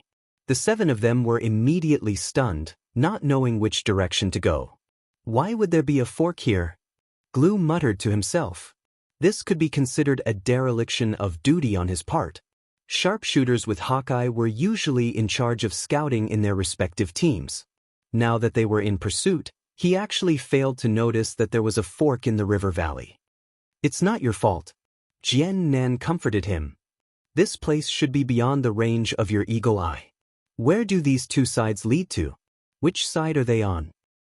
Everyone, check if there are any footprints on the ground. Jian Nenyu called out. Everyone immediately split into 2 groups to search for traces. Not long after, the tall thief on the left side found something. He hurriedly called out to everyone in the team chat. Everyone ran over to take a look, and sure enough, they saw a row of clear footprints. Did you find anything over there? Jian Nanyu was still a little worried. He asked the 3 people who were searching the right fork. No, the 3 replied. The right path leads to Sunset City, but they took the left path? Jian Nan frowned. How do you know? Have you been here before? His companions were astonished. But as far as they knew, Jian Nanyu had never set foot in Sunset City. No, I just asked a friend in Sunset City, Jian Nan replied. Where does the left path lead to? Someone asked. A dead end, Jian Nanyu replied. Could it be that they didn't know which way to go, so they went the wrong way? Someone guessed. No, Jian Nanyu shook his head. Jian Nan shook his head. The right leads to Sunset City, so if the people of Sunset City come to block them again, they will definitely come from that path. In order to avoid this blockade, they deliberately went to the left. But this way, they will be further and further away from the city, someone said. Isn't it too risky? No, the terrain here is like this. Jian Nanyu squatted down and drew an upside down on the ground. He looked up at everyone. Do you understand? There is another path in front that connects to the left and right. They will first go left, calculate the time, and wait for the enemy to kill them on the right. Then, they will go back to the enemy on the right and swagger into the city. The magician Flaming Jacket had already understood. Jian Nanyu nodded. The other party is quite familiar with the terrain here. Then what should we do? Go right, Jian Nanyu said. Go right, someone was puzzled. Then we will bump into the people of Sunset City. We can naturally tell them that we didn't see anyone on the right. Jian Nanyu smiled. Then, of course, they will also think of this fork, so they will chase to the left. Then, we will follow behind and continue to wait for the ready-made benefits. We can even cooperate with them. Just say that we have a grudge against the video magician and ask them to leave that guy to us. Ha! The few of them spoke one after another and helped Jian Nanyu complete the plan. Then, they confidently stepped onto the right path. Everything was as Jian Nanyu expected. The 7 of them moved forward, and along the way, they also saw the river that crossed the left and right paths. After a few steps forward, they saw a group of people in the distance aggressively charging towards them. Hee, it seems that we suffered a great loss just now. There are quite a lot of people this time. Jian Nanyu sighed. They have such an imposing manner. If they destroy those guys in an instant, our efforts will be in vain. Hualini said. Well, it seems that we have to talk to them. Everyone, stand on the same side, and let them leave the video magician to us. The 7 of them discussed as they continued to walk forward as if nothing had happened. The other party's footsteps were very hurried. Seeing that they were getting closer and closer, Jian Nanyu was thinking about how to speak to the other party. Suddenly, several whistling sounds rang out, and several sharp arrows had already shot towards him. Jian Nanyu was shocked and quickly placed his shield in front of him to block. After a few clanging sounds, Hualini, who was beside Jian Nanyu, turned pale. The target of the arrow was actually him. Fortunately, Jian Nanyu was beside him. He was experienced and reacted quickly. He raised his shield to cover the 2 of them. Otherwise, if the 2 sniper arrows had nailed him, the consequences would have been very serious. Hualini's life was saved, but on the other side, someone let out a cry and disappeared. They were still quite a distance away, and their class was unclear. The other party had probably chosen 2 people at random and focused their attacks on them. Hualini was saved by Jian Nanyu, but the other person took the brunt of the arrows. Although there was a priest on the side, he was completely unprepared for this. By the time he waved his staff to save him, it was already too late. The paladin of the 7 was the first to die. Heal! Jian Nanyu shouted. Although the shield could greatly increase his defense, it wasn't a complete defense. Being able to stand after taking 5 sniper attacks was a testament to Jian Nanyu's strength. Even so, he had lost a lot of health. He hurriedly asked for support from the priests. The 7 of them didn't have a fighter, but they had 2 priests. When the 2 of them healed together, their lives were saved very quickly. At the same time, the thief in their formation quickly went into stealth. The remaining 4 stood in a line behind Jian Nanyu. Jian Nanyu held his shield at the front, while the priests continued to heal him. As expected, the other party's second wave of attacks had arrived. However, this time, it wasn't the most powerful sniper attack. Jian Nanyu used his shield to protect himself, while the priests behind him healed him. They managed to survive this wave of attacks. What's going on? The few of them were somewhat alarmed. The other party had inexplicably launched an attack on them. This was too unexpected. Retreat, retreat. Jian Nanyu shouted to the guy behind him. The cooldown of sniper attacks was 45 seconds. After the cooldown was over, Jian Nanyu didn't know if he could survive another round of attacks. The 6 of them tacitly formed a line and retreated. However, no matter how anxious they were, how could they move fast in this situation? The other party's archers strode forward like a shooting star. Each of them was like a fast gunner, charging forward while firing ferociously. Jian Nanyu's shield clanked continuously. However, this cover was only temporary. The other party's archers moved slightly to the left and right. How could Jian Nanyu completely cover the 4 people behind him? The last of the 4 was the archer, Glue. He was the first to expose himself to the enemy's guns. Of course, he wouldn't just sit there and wait for death. He gritted his teeth and ran in an S-shaped path. "I'll kill you all," Glue roared. While dodging the incoming arrows, he also fired back with his bow. He immediately fired a sniper attack, causing one of the enemy archers to stagger. It was obvious that Glue's attack was not weak either.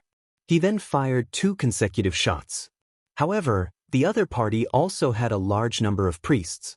They immediately went forward to rescue the archers when they saw someone on their side was injured. Glue's attacks were already very consistent, but he still failed to kill the person. The other party's archers had already turned their arrows and fired homing arrows at Glue's group. Damn it! Glue cursed and continued to fight back tenaciously. More than 10 white arrows accurately nailed him and turned into a bigger white light wrapping around him. It looked extremely tragic. The archers changed their direction and prepared to continue shooting at Jian Nanyu. Meanwhile, the mages in their formation had already entered their firing range and were preparing to cast area of effect spells. Suddenly, a red light flashed on the ground. A pillar of fire shot up into the sky as if it was ejected from a crack in the ground, cutting the entire valley in half. Jian Nanyu and the others recognized it as Hualini's fire spell, Fire Beacon City. However, the other party had never seen this spell before, so they didn't dare to move forward. Run! Hualini took the opportunity to yell at the others. It took him a long time to cast the spell. Luckily, Glue's sacrifice had bought him some time, and he was able to cast the spell steadily. They turned around and ran, but the other party's archers and mages didn't stay idle either. They fired at them through the flames. Jian Nanyu hurriedly waved his shield to cover for the others, but he failed to take care of them properly in the panic. One of the priests was still killed by the random attacks. Turn to the fork! Jian Nanyu yelled anxiously. There was a river in front of them. Hualini turned around and took the lead, followed by Jian Nanyu and another priest. Where's Blackwater? Hualini yelled. Blackwater was the name of the tall thief. He can go undercover. He should be able to escape, Jian Nanyu answered. The three of them didn't stop moving. What the hell is going on? Did they mistake me for someone else? Hualini yelled. Mistake me for someone else? Jian Nanyu immediately felt a chill down his spine. Chapter 379. I've mistaken you for someone else. Jian Nanyu muttered these 3 words in his heart and suddenly stopped. What's going on? Flaming Garment was anxious. There's no need to run. How are we going to escape? Southern Azure Sword, Blazing Cloak, and the Priest were not speed-type classes. If the enemy sent an archer or thief to chase after them, they could easily catch up to them. The time that Blazing Cloak earned with Fire Beacon could only be considered as a consolation. Then let's fight them. Flaming Garment rolled up his sleeves and glared at the intersection in front of him. He was ready to blast the enemy as soon as they showed up. Don't worry. Ken and Yu pressed down on his staff. What's going on? Flaming Garment was confused. They really got the wrong people. Ken and Yu said, What? Smoker and Drunkard are rogue and cleric, Brother Yu is a knight, Yutian Shinming is an archer, and Scathed in Battle is a warrior and video mage. Their class composition is exactly the same as ours. In addition, they are escorting a target, so their group size is exactly the same as ours, 7 people. When those guys saw us, they didn't even take a closer look before they started attacking. Ken and Yu analyzed. Flaming Cloak nodded in agreement. The enemy archer opened fire as soon as he entered their firing range. At that time, they were at least 10 meters away from each other. If they were familiar with each other, they would be able to recognize them from their silhouettes. However, they were all strangers to each other. As soon as they saw the number of people, they would most likely recognize them as the target. Since there were no leveling NPCs or quest NPCs in the valley, even if players from Sunset City came here, it would usually be a couple of men and women doing some entertainment. There had never been a party of 7. When the other side saw the 7 of them, wouldn't they assume that they were from Cloud City? Horini put down her staff. What should we do then? Should we explain? Do we still need to explain? We'll know once we meet face to face. Ken and Yu sighed and started walking back. At this time, the enemy archer had already caught up to the fork in the road. When he turned his head and saw the 3 of them, he raised his hand and fired an arrow. Jian Nanyu was already prepared for this. He raised his shield and shouted, "Wait, did you recognize the wrong person?" The enemy archer was slightly taken aback. The enemy team leader had already rushed over. When he saw the faces of the 3 people, he did not recognize them. In fact, as soon as the battle began, he felt that something was wrong.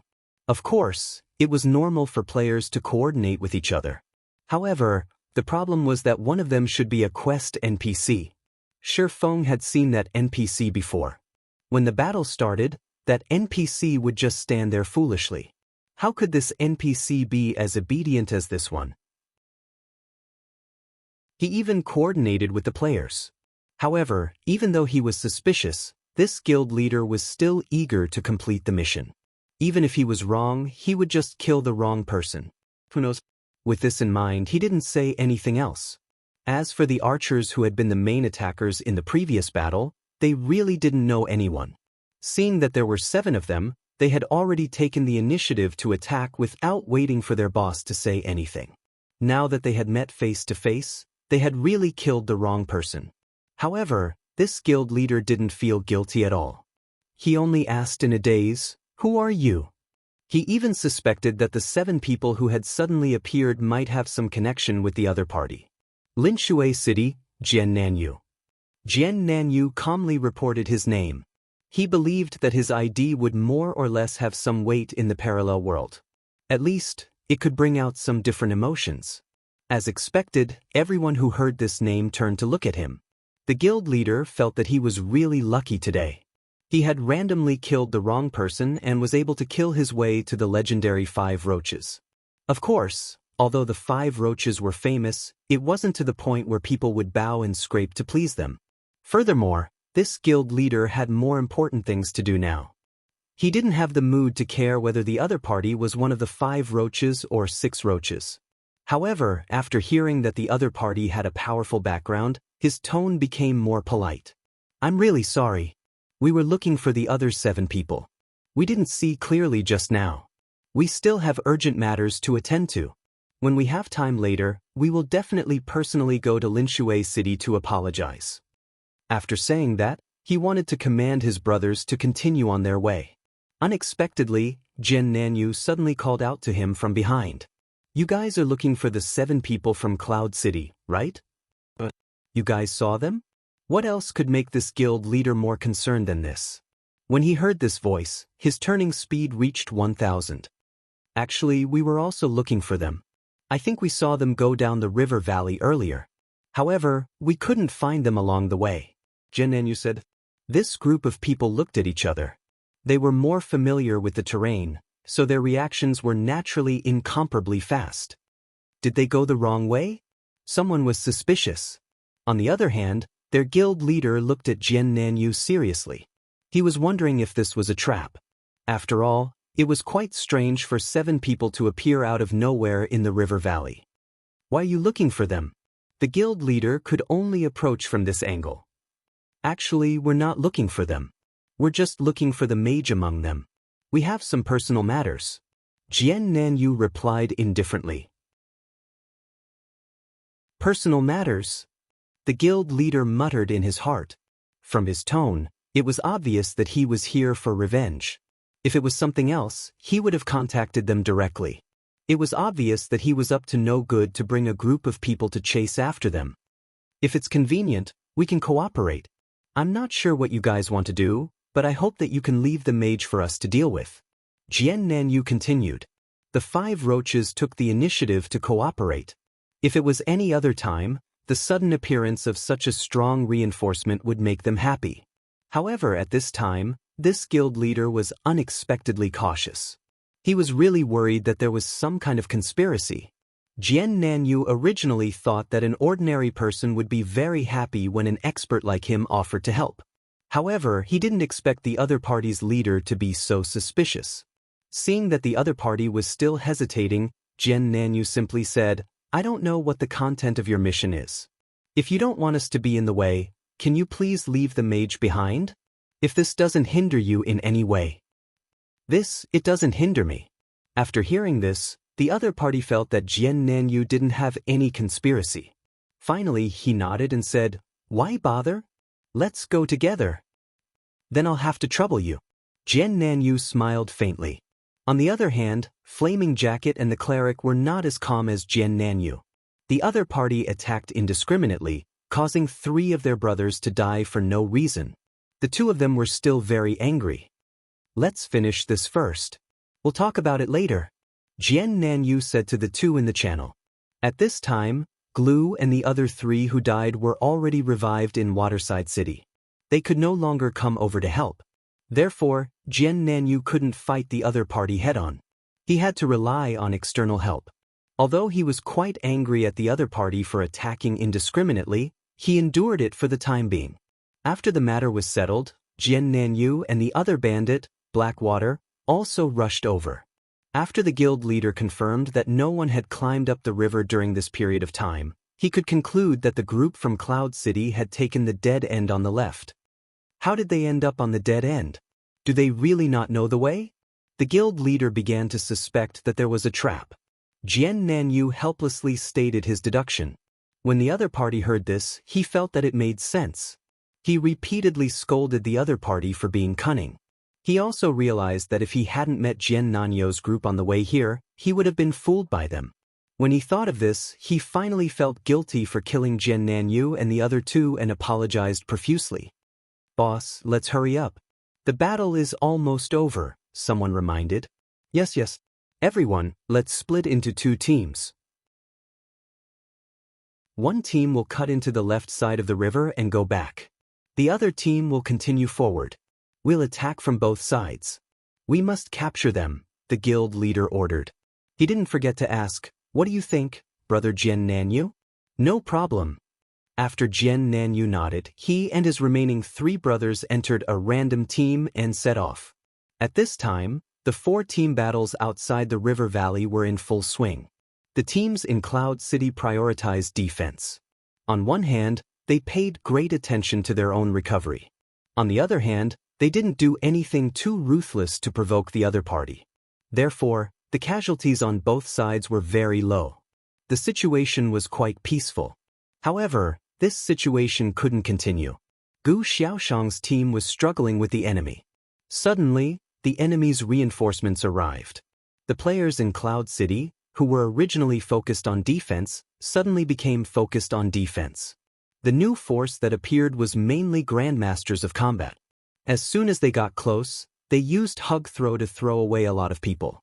The players from Cloud City were all experienced experts. In the end, they couldn't last more than 3 moves. Those who were lucky could last 5 moves. In the end, all of them fell to the ground.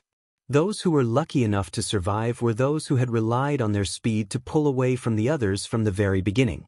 In the blink of an eye, the players from Cloud City were thrown to the ground. The newcomers didn't chase after them to kill them.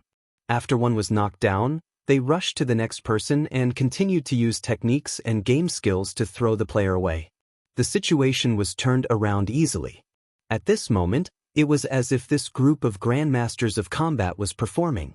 Cloud City couldn't resist the battle, and the original team of Sunset City didn't have a chance to intervene. The leader of the other party was also a mercenary group leader.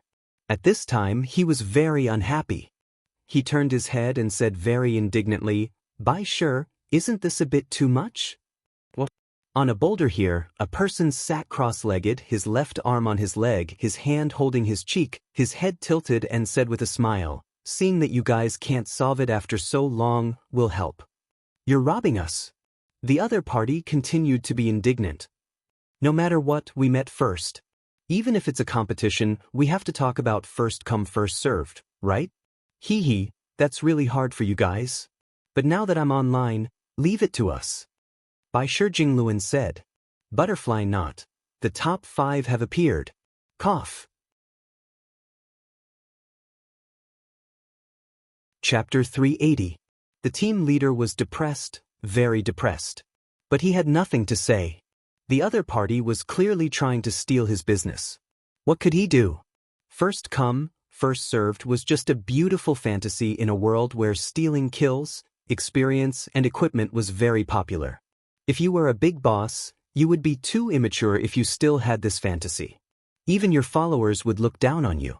Therefore, the guild leader was just venting his frustrations verbally and then cursing the 100 Lives scripture 180 times in his heart. As for fighting, forget it. Even if all of his members gathered together, they might not be a match for a mercenary group. Not to mention, they only had a quarter of their members.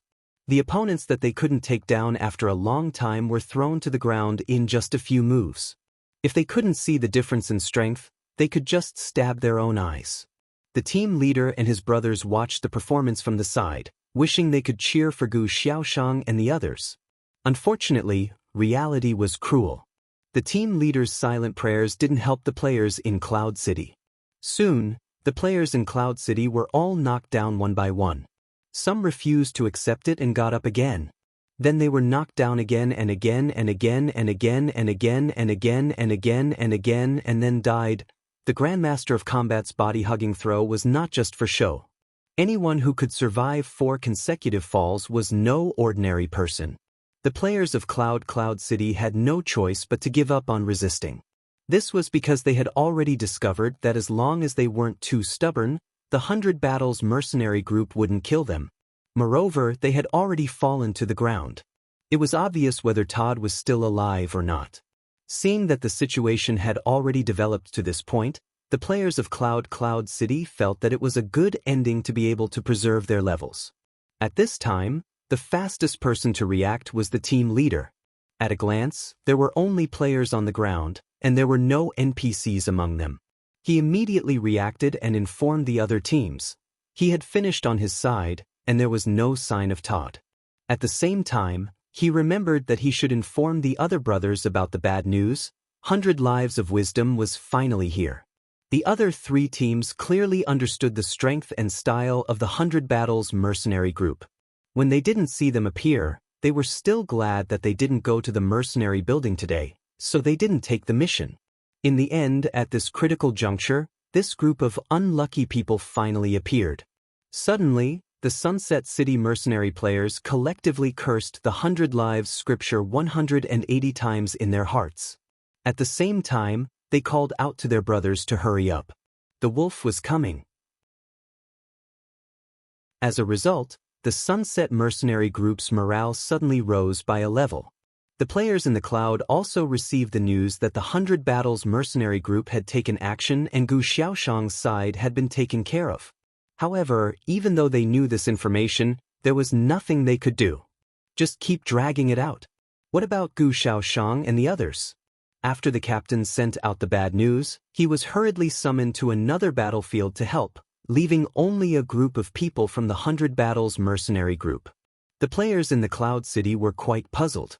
Why didn't the 100 Battles mercenary group hurry up and go back to work? Wasn't this equivalent to making a wedding dress for someone else? Just as they were puzzled, the famous 100 Lives scripture, one of the 5 strong men, finally stood up from the rock and took a step in the air. He stepped on such a high boulder as if he was walking down a flight of stairs. The players in the cloud were stunned, but this guy asked a question that made everyone even more dumbfounded. He asked his brothers next to him, "What is the mission?"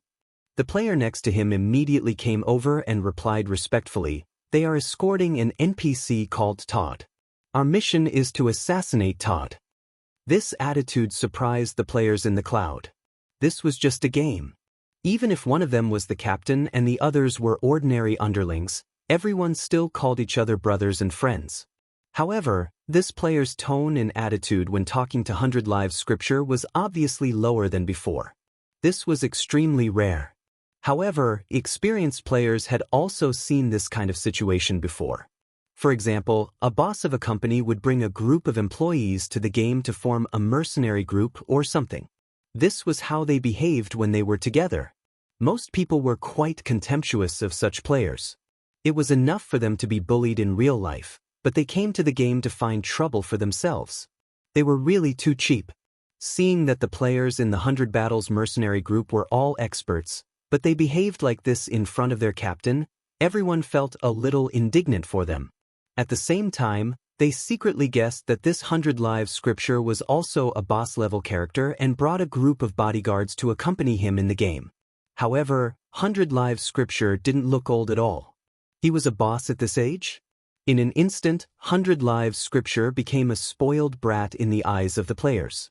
At this time, the players in the cloud heard 100 Lives scripture asking his security guards, "Where is Todd?" They are divided into 4 teams. "Todd should be in one of them," a player replied. "What about the expert you were talking about?" 100 Lives scripture asked again. He's an expert." I think he should be protecting Todd, a player speculated.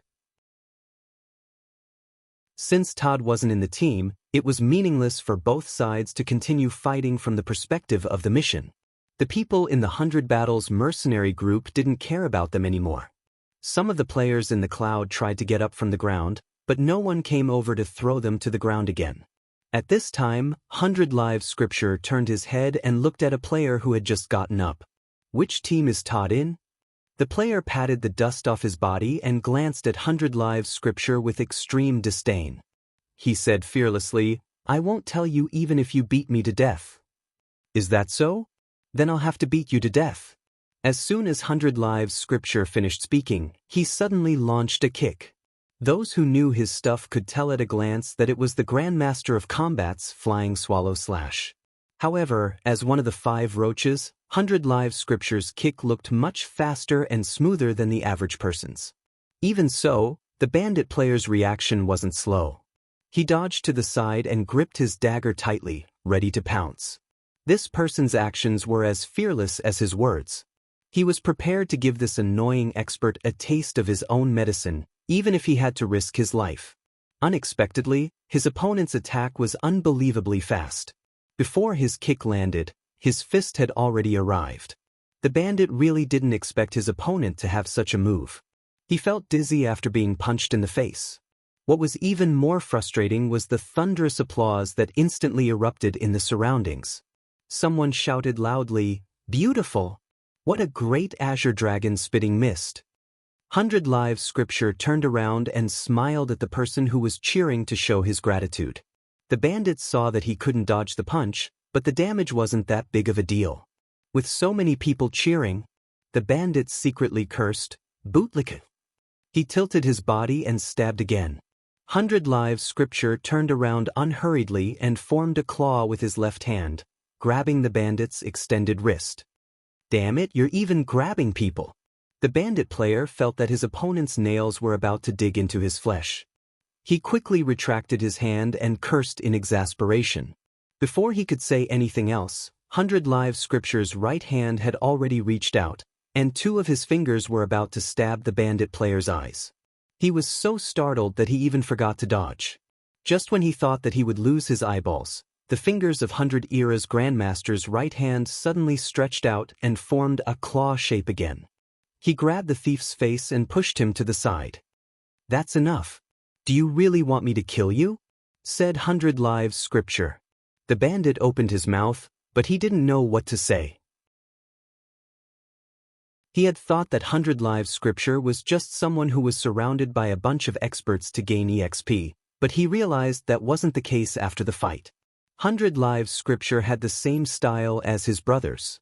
He easily dealt with the bandit player's attack, and he didn't go all out. 100 Live Scripture, however, ignored him and asked the others, "Is there anyone willing to tell me where Todd is?" Such a naive question was, of course, met with silence. 100 Live Scripture also shook his head helplessly. It doesn't hurt to hit someone, and killing someone only loses EXP. There's no lethality. Let's go. With that, he led his brothers to another battlefield to fight for business.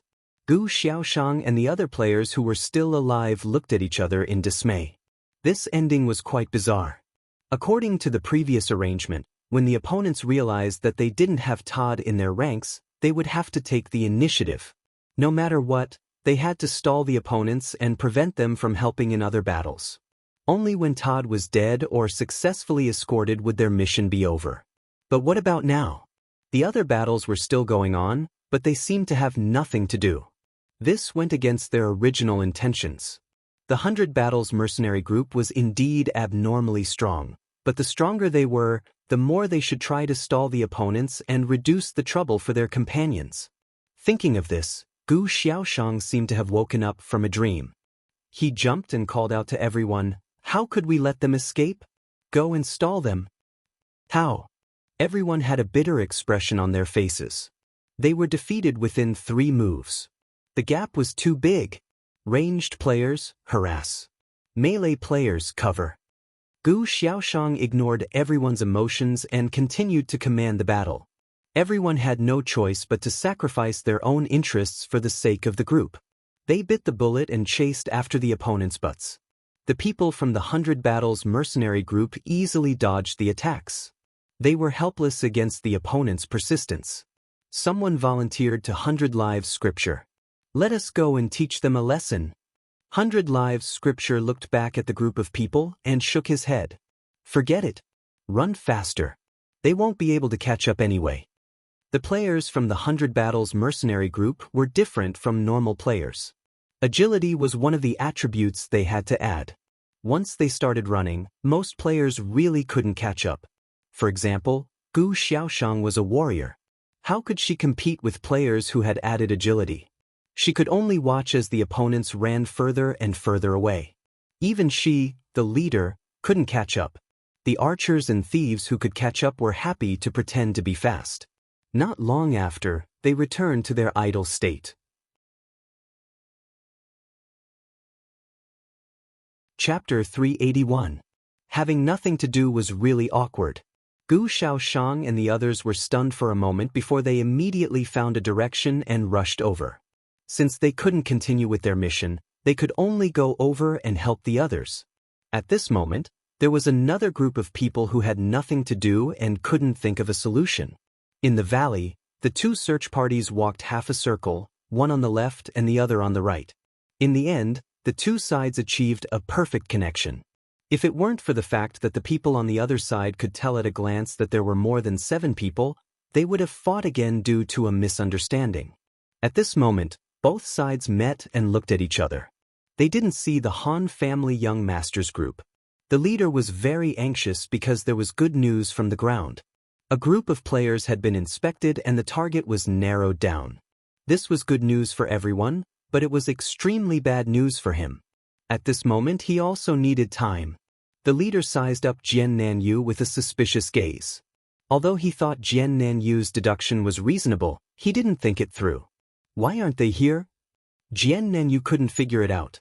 No matter if the other party wanted to cross the river or go back to the intersection and change to the right river, they should have met. There was only one explanation: the other party wasn't on this route. Where else can they go? Jian Nanyu mumbled. I want to know too. The leader's tone was cold. Ever since he came into contact with Jian Nanyu, his attitude had changed a few times. Not good. Jian Nanyu suddenly thought of something and slapped his forehead. What? The other party's heart tightened. Jian Nanyu quickly drew an inverted "eh" on the ground. He pointed to the upper left corner of the inverted "eh" and said, "We have 2 teams. One team will walk horizontally and the other will walk vertically. This way, this place will be a blind spot. In this way, they can take advantage of this time to return to the right side of the river and continue heading into the city." The leader's reaction wasn't slow. Once he saw the situation, he immediately gathered his team and turned back. Damn it, chase after them. At this moment, Jian Nanyu was thinking about something else. Originally, he did not need to hurry. He only needed to keep an eye on his target and wait for the right opportunity. If it did not work this time, he could wait for the next time. Jian Nanyu was a very patient person. However, in the current situation, it seemed that their actions were all within the grasp of the other party's judgment.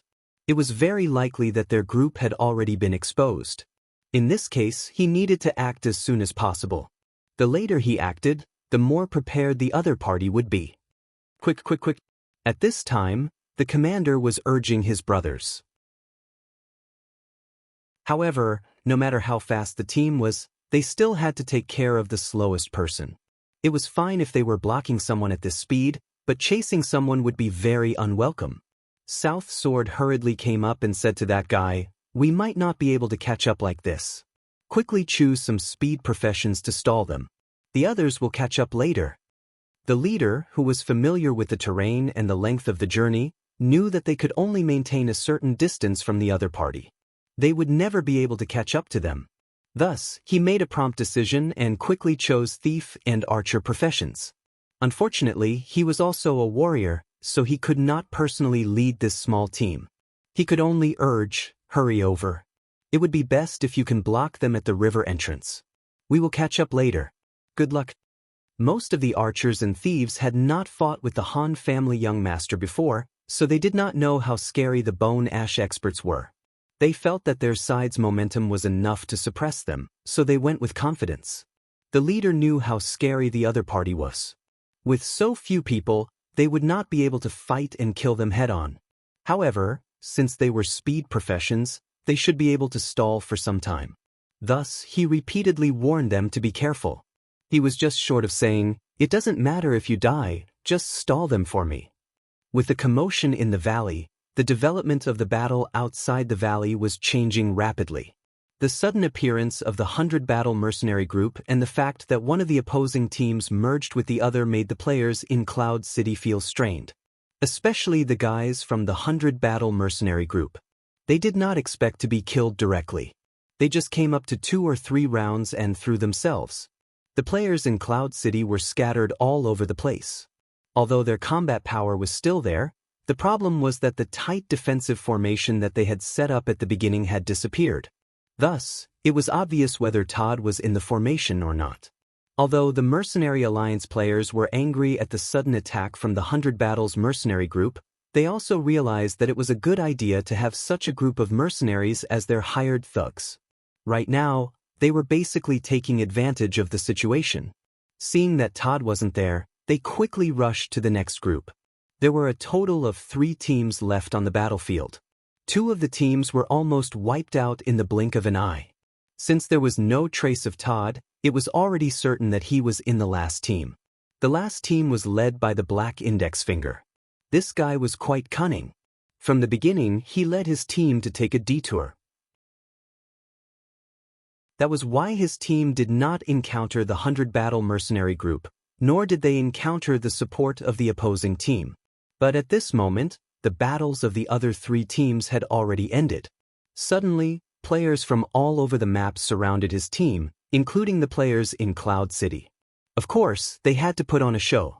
Now that the other team had determined that Todd was in this team, everyone had to put up a desperate resistance. Originally, in terms of the overall movement speed of the team, no team could compare to the 100 Battle Mercenary Group. But now that victory was in front of them, they didn't care about the team battle anymore. The classes with speed were racing against time to provide support. For a time, the scene of a big training appeared on the map. The classes no longer looked after each other in terms of speed. The fast ones ran at the front while the slow ones ran at the back. Black Index Finger was bitter. He led his team to fight in a remote wasteland in order to avoid the possible support of the enemy during the battle. This was indeed effective. Didn't his team become the last surviving team among the 4 teams? But it was also because of this reason that his team suddenly became the target of public criticism. Everyone rushed towards them. At this time, the opponent's fighting spirit finally reached its peak. It was as if they had reached the final stage of a game. They no longer had any worries and rushed forward with indomitable will. Even the opponents who had been fighting with them changed their style instantly. At first, the opponents wanted to find Todd. They didn't want to suffer too many losses, so they were quite conservative during the battle. Now that they were sure that Todd was in this team, they immediately launched a strategy of killing, robbing, and burning. They bombarded, bombed, and slashed desperately. But in the end, everyone was equal in strength. As soon as they fought, people on both sides quickly died. Black Index Finger saw that the number of opponents was getting smaller and smaller, and the number of people on his side was also getting smaller and smaller. On the map, there were more and more people running towards him. These people were from Sunset City Mercenary Group and Cloud City Mercenary Group. Both sides rushed over to help their own side and fought continuously along the way. And because of the distance between the speed of the 2 sides, the battle was very 3-dimensional and layered. Walking at the front was the thief Phalanx. After using the quickness skill, they were the fastest of all the classes. However, the quickness skill had a time limit. Once the time limit was over, the speed of the thieves lost to the archers. So the archer Phalanx strode forward, maintaining a distance while moving forward and shooting at each other with high difficulty. Because of the large number of people, if the arrow was released, even if it couldn't hit the original target, it could still hit someone by accident. As for whether it was one of their own or an enemy, it was difficult to say. Anyway, no one was in the mood to care about it. After that, it was the mage phalanx that threw skills at each other. Among all the phalanxes that were fighting fiercely, this phalanx was the most beautiful. Fireballs floated in the crowd like bright lights. From time to time, there was a thunderclap in the sky, and a lightning bolt fell on someone's head. Ice whirlwinds that emitted threatening cold air were also rampant, twisting here and there. From time to time, there was a large burst of fire in some places. That was because some mages really didn't feel satisfied, so they simply stood firmly and cast 2 large area of effect spells to strengthen their momentum. Then there was the Knight Phalanx, which was more similar to the Warrior Phalanx. This group of people didn't have a gorgeous light effect, but the collision of their hands was deafening. They were all masters of heavy weapons. Although the Knight Phalanx was slightly inferior to the Warrior Phalanx, it was still stronger than the Thief's small dagger. Finally, there was the Priest Phalanx. This group of people didn't have much combat ability, so it was a good way to use healing spells to kill the opponent. However, at this time, the battle was imminent. Everyone wanted to save their mana and use it where it was most needed. Therefore, this phalanx did nothing but thunder and no rain. If you closed your eyes, you would definitely think that this phalanx was fighting the most fiercely, because the sound of cursing was so loud that it could be heard from the sky. But if you saw it with your own eyes, you would know that other than fighting with their mouths, they didn't do anything else. Other than that, there was the Grandmaster of Combat. These Grandmasters of Combat didn't have a base among the experts, so they didn't have the ability to form a phalanx. They mixed in with the other professions like they were doing odd jobs. Both sides tangled and fought, causing the whole map to be extremely lively. Many idle players who were leveling up were dumbfounded. PvP fights happened every day, but usually, both sides would call out to each other, "You left, I right," and then charge at each other to end it. For example, the 4 battlefields just now were like this. But now, in the blink of an eye, there were ants everywhere, and they were fighting while running in the same direction. This was really rare. The one who took advantage of this situation was the 100-battle mercenary group. These guys were high-level experts, who would overestimate themselves and fight with them. Moreover, most of them were Grandmasters of Combat, and the classes in the phalanx were not compatible. Therefore, they were the first to rush to the end without any obstacles, and their own speed wasn't slow either. On the side of Black Index Finger, the 2 sides were already in a killing frenzy. The 100-battle mercenary group couldn't tell who was who. Under 100 Generations Strategist's command, everyone rushed forward together, and with a few punches and kicks, they all fell, regardless of whether it was Sunset or Cloud. In the end, they still didn't see Todd.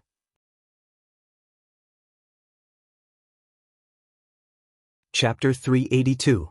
As a member of Sunset City, Centurion Jingle couldn't help but feel depressed for his mercenary brothers as he looked at the group of players behind him who were still making such a ruckus. He had heard from his brothers that the 2 sides had been fighting for a long time. It was rumored that Todd was among the 4 teams. But now, Todd was nowhere to be found.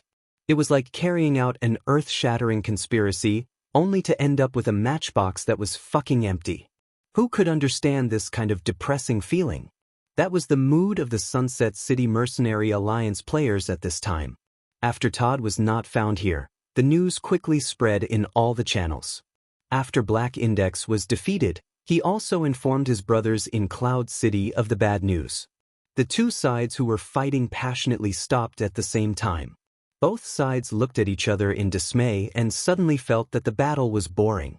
That's right. Nothing was more boring than realizing that it was meaningless and worthless after doing it. The Sunset City players immediately felt that this matter was meaningless because Todd was not there. The players in the Cloud also felt that they had not successfully completed the cover mission. At this time, there was no news that Todd had safely arrived. If he was caught and killed, then everything they were doing now would be meaningless. It shouldn't have ended so soon. The Cloud City players felt that it was a pity because of the sudden intervention of the 100 Battles mercenary group. God, where did this bunch of scumbags come from? It was abnormal enough to have 1 or 2 of these masters, but these guys actually formed a mercenary group. Is there any justice in this world? All the players thought with grief and indignation. There is no Todd in the 4 teams, so where is Todd? Centurion Jingle was not so emotional. At this time, he still calmly continued with the content of their mission. This. His subordinate could not answer. Does anyone know? Centurion Jingle put on a, "I will reward you if you tell me," attitude. No one paid attention to him. Strange. When they came out of the valley, they were clearly divided into 4 teams. There is no 5th team. Someone muttered, "Valley." Centurion Jingle was stunned. Then there is no one here. Isn't it still in the valley? Everyone was startled. Some of the more observant players immediately looked for the expression he needed from the faces of the Cloud City players. Sure enough, he saw a hint of regret flash across the faces of some of the players. Did your people split into groups to go to the valley? 100 Generations Jingluan asked his peers in Sunset City. No. The person who answered felt ashamed that they hadn't thought of this possibility. In fact, it wasn't that they didn't, but that the people they judged had selfish motives. As for this selfish person, he had no choice but to share this resource. When the map outside the valley showed that all 4 teams had been taken down, but Todd was nowhere to be seen, he immediately announced in a tone of realization, "I understand, they are hiding in the valley, they want to enter the city from the valley." He had to say it. He believed that no matter how stupid his allies were, they would easily realize that since none of the 4 teams were present, then they must still be in the river valley. If they waited for the main force to rush over and everyone met in the valley, then his cunning plan would be in the Bloodbath Valley. Therefore, he chose to take the initiative. When the news came from above, he immediately reported his deduction and shouted, "I'm close, I'll bring people into the valley first. Everyone hurry." At this time, if he still wanted to take the fruits of victory, then he would be the brainless one. Moreover, even if he wanted to, it was too late. At this moment he still hadn't found the Han family young master and the others in the valley.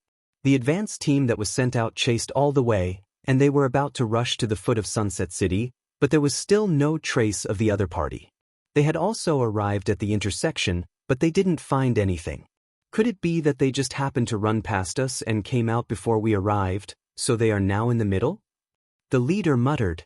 Jiannan frowned. He already felt that something was wrong. "Brother Jiannan, what do you think?" The regiment commander asked him directly. It could be seen that the leader was a little helpless after struggling for so long. Moreover, at this time, he could no longer enjoy the fruits of victory alone. His fighting spirit immediately dropped by countless percentage points. "First, tell your people outside to keep an eye on the valley. If anyone goes up, be sure to find them," Jiannan said. "Don't worry, I've already arranged this arrangement." "No one has gone up," the leader said. "Then they must still be in the valley." "Definitely. Could it really be because of a few coincidences that we didn't encounter them?" Jiannan thought. "You guys, continue forward and meet up with the people who turned back. If you encounter them, just delay them. The main force will be here soon." The leader commanded, unable to hide his waning interest. "Brother Jiannan, let's go from here again." He pointed to the river that traversed the left and right. "Maybe they are coming from here." Jiannan was a little hesitant. He was a little worried that those people were not in this direction. Although he made an appointment with the leader in front of him to leave the video mage with them, it was obvious that the situation was no longer up to him. The main force of the enemy was about to arrive. If he went in the wrong direction and those people were actually on the other side, by the time he rushed back, he was worried that the video mage would already be gone. His large amount of equipment would naturally fall into the hands of the enemy. However, after thinking about it, he didn't know how to split himself, so he couldn't go in 2 directions at the same time. After thinking about it carefully, he finally chose to go in the same direction as the leader. Along the way, the leader was no longer high-spirited. He was extremely quiet and would sigh from time to time. He was completely listless. When Jiannan and the others finished this section, the rumbling of footsteps could be heard from outside the valley. The main force had arrived. It wasn't a peaceful journey. The players from Cloud City had to come to support them. Therefore, both sides maintained the order of fighting in a square formation. Both sides rushed over together. This situation directly led to the 100 Battles mercenary group being the first to arrive. Just as Jian Nanyu and the others walked out of the river mouth on the left and right, they saw a continuous stream of figures flying down from the river valley fearlessly and steadily landing in front of them. The leader slowly straightened up and pressed his hand on his forehead. After seeing the people in front of him, he smiled. "Invincible, you're really fast." Jian Nan didn't know who the leader was talking about. He turned his head and saw that the leader's expression was extremely ugly. He stared at the people in front of him without saying a word. At this time, there were more and more people jumping down from the other side. It was very obvious that there were grandmasters of combat. Jian Nan immediately understood the origin of this group of people in front of him, 100 Battle mercenary group. In that case, the leader was naturally one of the 5 strongmen, 100 Lives Jingluan. Jian Nan had only heard of this person. This was the first time he met him, so he couldn't help but take a few more glances. 100 Lives Jingluan was smiling and greeting the leader on his side. However, 100 Lives Jingluan saw the leader's ugly expression, but he still smiled unconcernedly. "Did you find Todd?"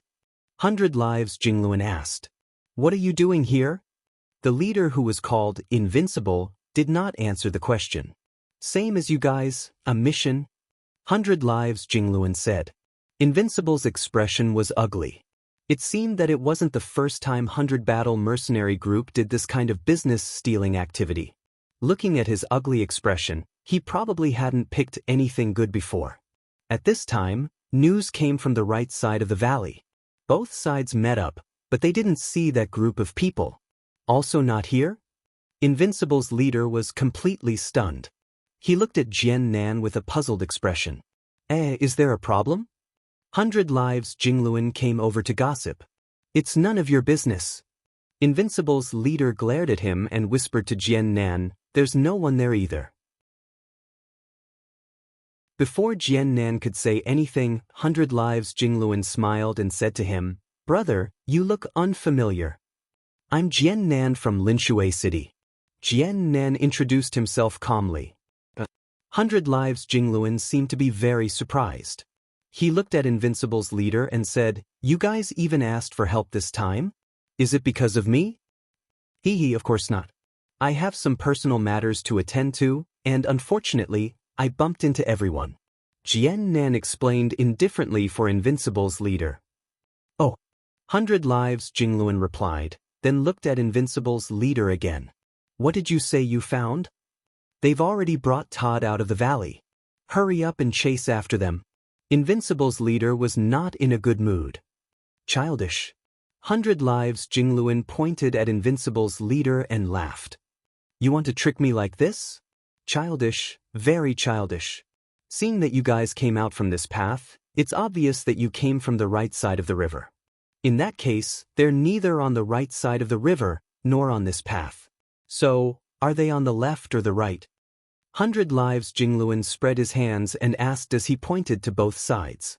On his left was the valley's dead end, and on his right was the direction from which they came.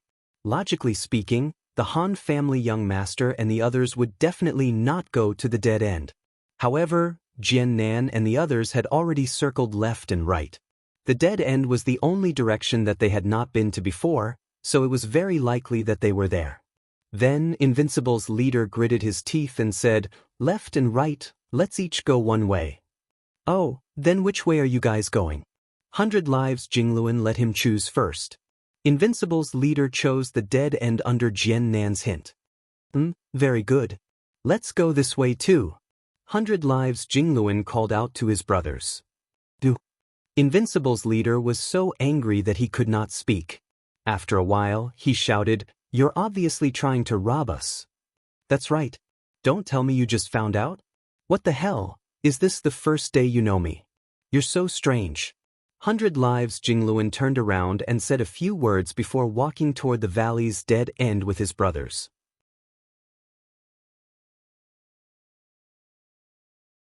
Chapter 383. Let's follow them. Jian Nanyu said. Frankly speaking, he didn't care if the 100 Battles mercenary group completed the quest.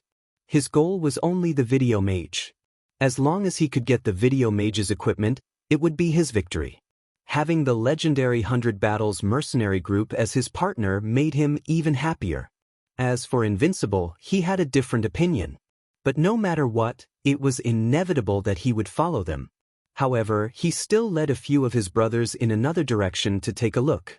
Apart from that, he also shouted for his allies to hurry up and come over. The 100 Battles mercenary group is here. His voice was hoarse as if he was crying for help. After the players on the other routes kept reporting that they hadn't found anything, and that they still hadn't found anything, the possibility that young Master Han and his group were in a dead end was getting higher and higher. Jian Nanyo's suspicions were also getting heavier. They were supposed to hurry and escort the target into the city. Why were they hiding in a dead end? Finally, they reached the end of the river valley. The 100 Battles mercenary group stood in a group. They even intentionally left some space for Jian Nanyu and Invincible's group. However, the scene in front of them almost made them vomit blood. The group was sitting in a circle at the end of the river valley, leisurely eating barbecue. The ground was littered with wine bottles and fish bones. Jian Nanyu immediately recognized that the fish was produced in Waterside City. This won't do. Wushang, your skills are far worse than the players at Waterside Pier.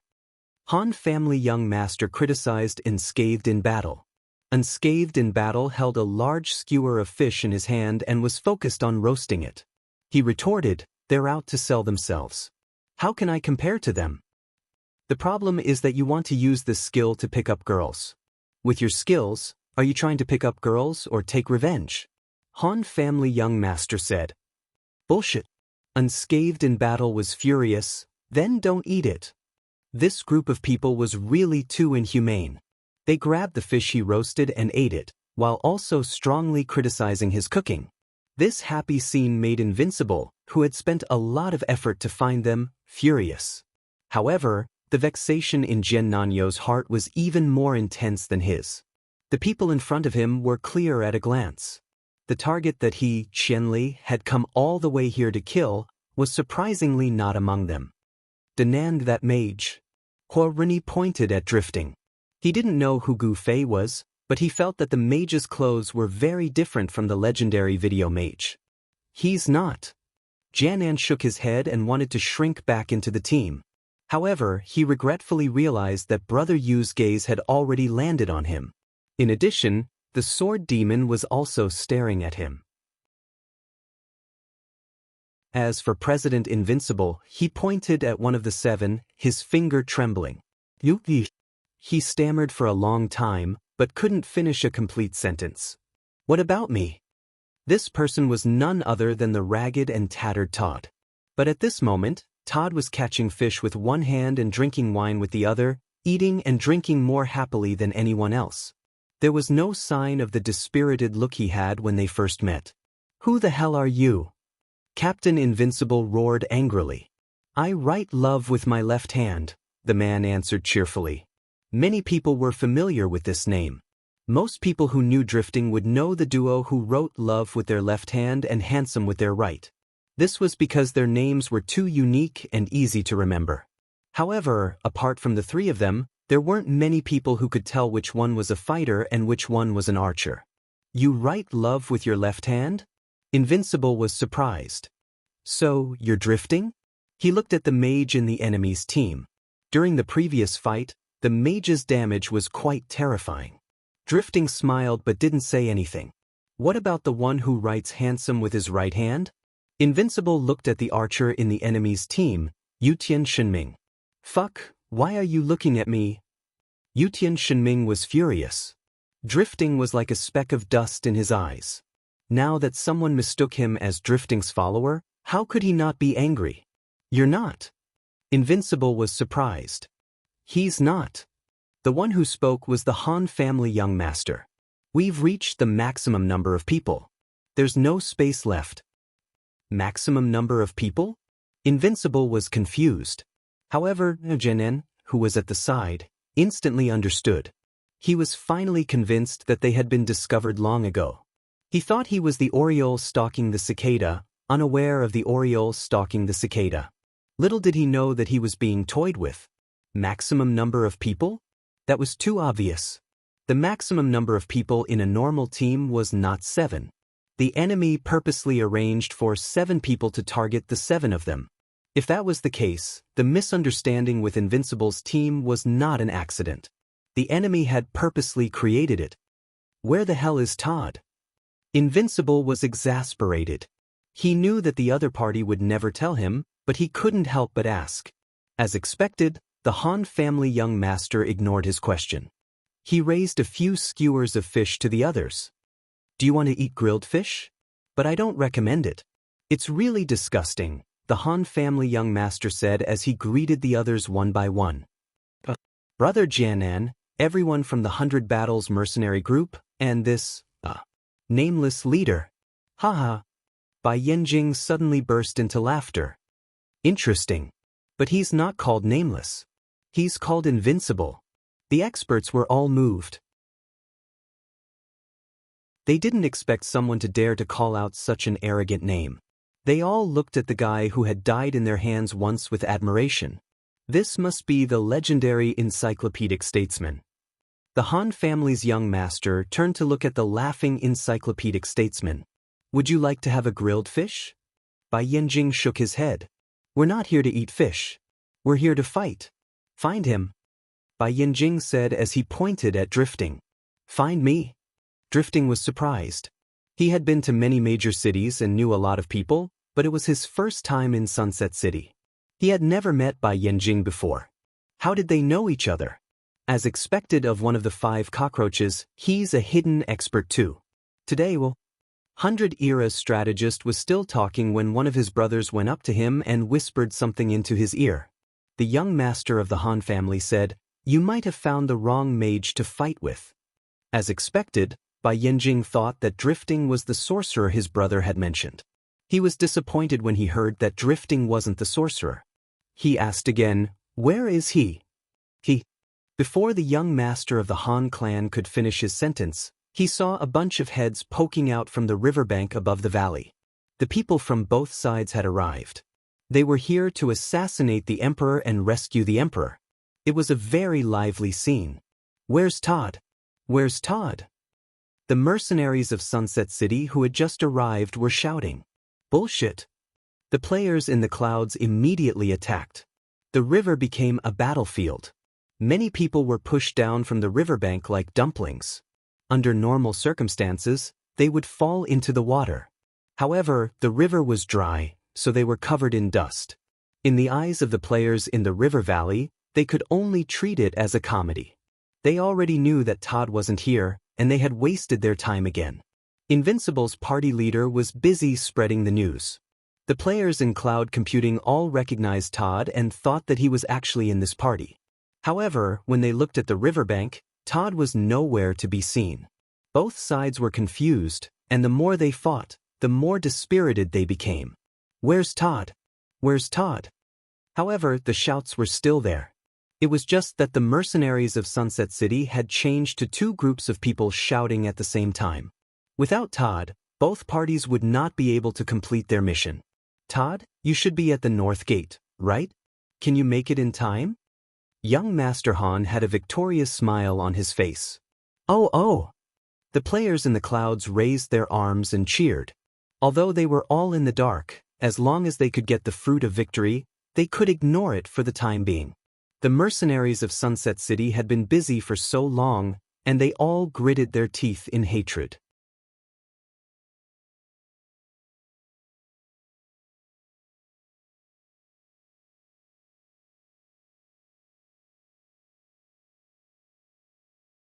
Chapter 384. As soon as the Han family young master said this, those who were eating fish threw away their fish, and those who were drinking put away their bottles. They stood up together, wiped their hands casually, and took out their weapons. At this time, the members of the Sunset City Mercenary Band were already in a hurry to snatch the mission, and the 100 Battle Mercenary Band was no exception. Those who were a little slower might have heard young Master Han's words, but obviously, no one had a reason to stay and help Jian Nanyu. Of course, Jian Nan knew that he was at a disadvantage with only 4 people, But the problem was that he had a thief, a warrior, a mage, and a priest. The thief had a chance to escape, but the other three classes had no chance of escaping unless they completely defeated the enemy. Jian Nan didn't want to explain anything for himself. The other side knew what he was doing, so he couldn't hide his intention no matter what he said. Even if he told them that his target was the video mage and that it had nothing to do with them, it was pointless. They were all friends. If he wanted to kill his friend, would they just sit back and watch? If that was the case, then this kind of friend was too worthless. As a result, although Jian Nan's group of 7 only had 4 people left, they still stood in a line and stared at the other side. Brother Yu and Jian Nan were friends, but at this moment, talking would only make things more awkward. Both sides tacitly didn't say anything. Swords were drawn and bows were drawn, leaving only the possibility of a knife speaking. "Be careful!" Drifting was the first to shout. As expected of the number 1 mage in the parallel world, he quickly noticed that the mage was quietly chanting a spell, so he immediately warned the others. The others were all experienced players. They knew that because of the mage's special attack style of talking, they were now comparable to the thief and archer classes in terms of sneak attacks. There were no archers in the enemy's formation, and the thief was also standing there without activating stealth. The only one who had the qualifications to sneak attack was the mage. "But don't move!" Drifting reached out and stopped the others. After all, mages couldn't just move their mouths. The direction of the spell was determined by the direction of their hands. For a master like Drifting, when he noticed the other side was chanting, he immediately paid attention to the movement of the other side's hands and determined the location of the spell. Bang! A loud sound was heard, and a fire 3,000 layers flame spread out a few steps in front of everyone. Flaming Robe sighed. As expected of the strongest sorcerer. Obviously, at this time in the valley, the opponent's back was a wall, so the only way to dodge the spell was to move forward. So, he threw the spell a few steps forward, so that when the opponent moved forward to dodge, he would step right into the range. But how could Drifting not know such a common magic trick? It was easily seen through. This blossoming 1,000 layers of flames became the signal to start the battle. Yutian Shunming knocked an arrow on his bow, and with a whoosh, a sniper shot was already shot straight at the opposing mage. However, Jian Nan Yu had already anticipated the archer's habit of instantly killing the opponent's mage cannons. He had long since moved to Fiery Jacket's side to guard against Yutian Shunming. When he saw Yutian Shunming making his move, he raised his shield and blocked the arrow with a clang. The damage of Yutian Shunming's bow and arrow really surprised Jian Nan. He sighed with emotion that Yutian Shunming was indeed a top expert. On the other side, their cleric also got busy. A healing spell fell on Jian Nan's head.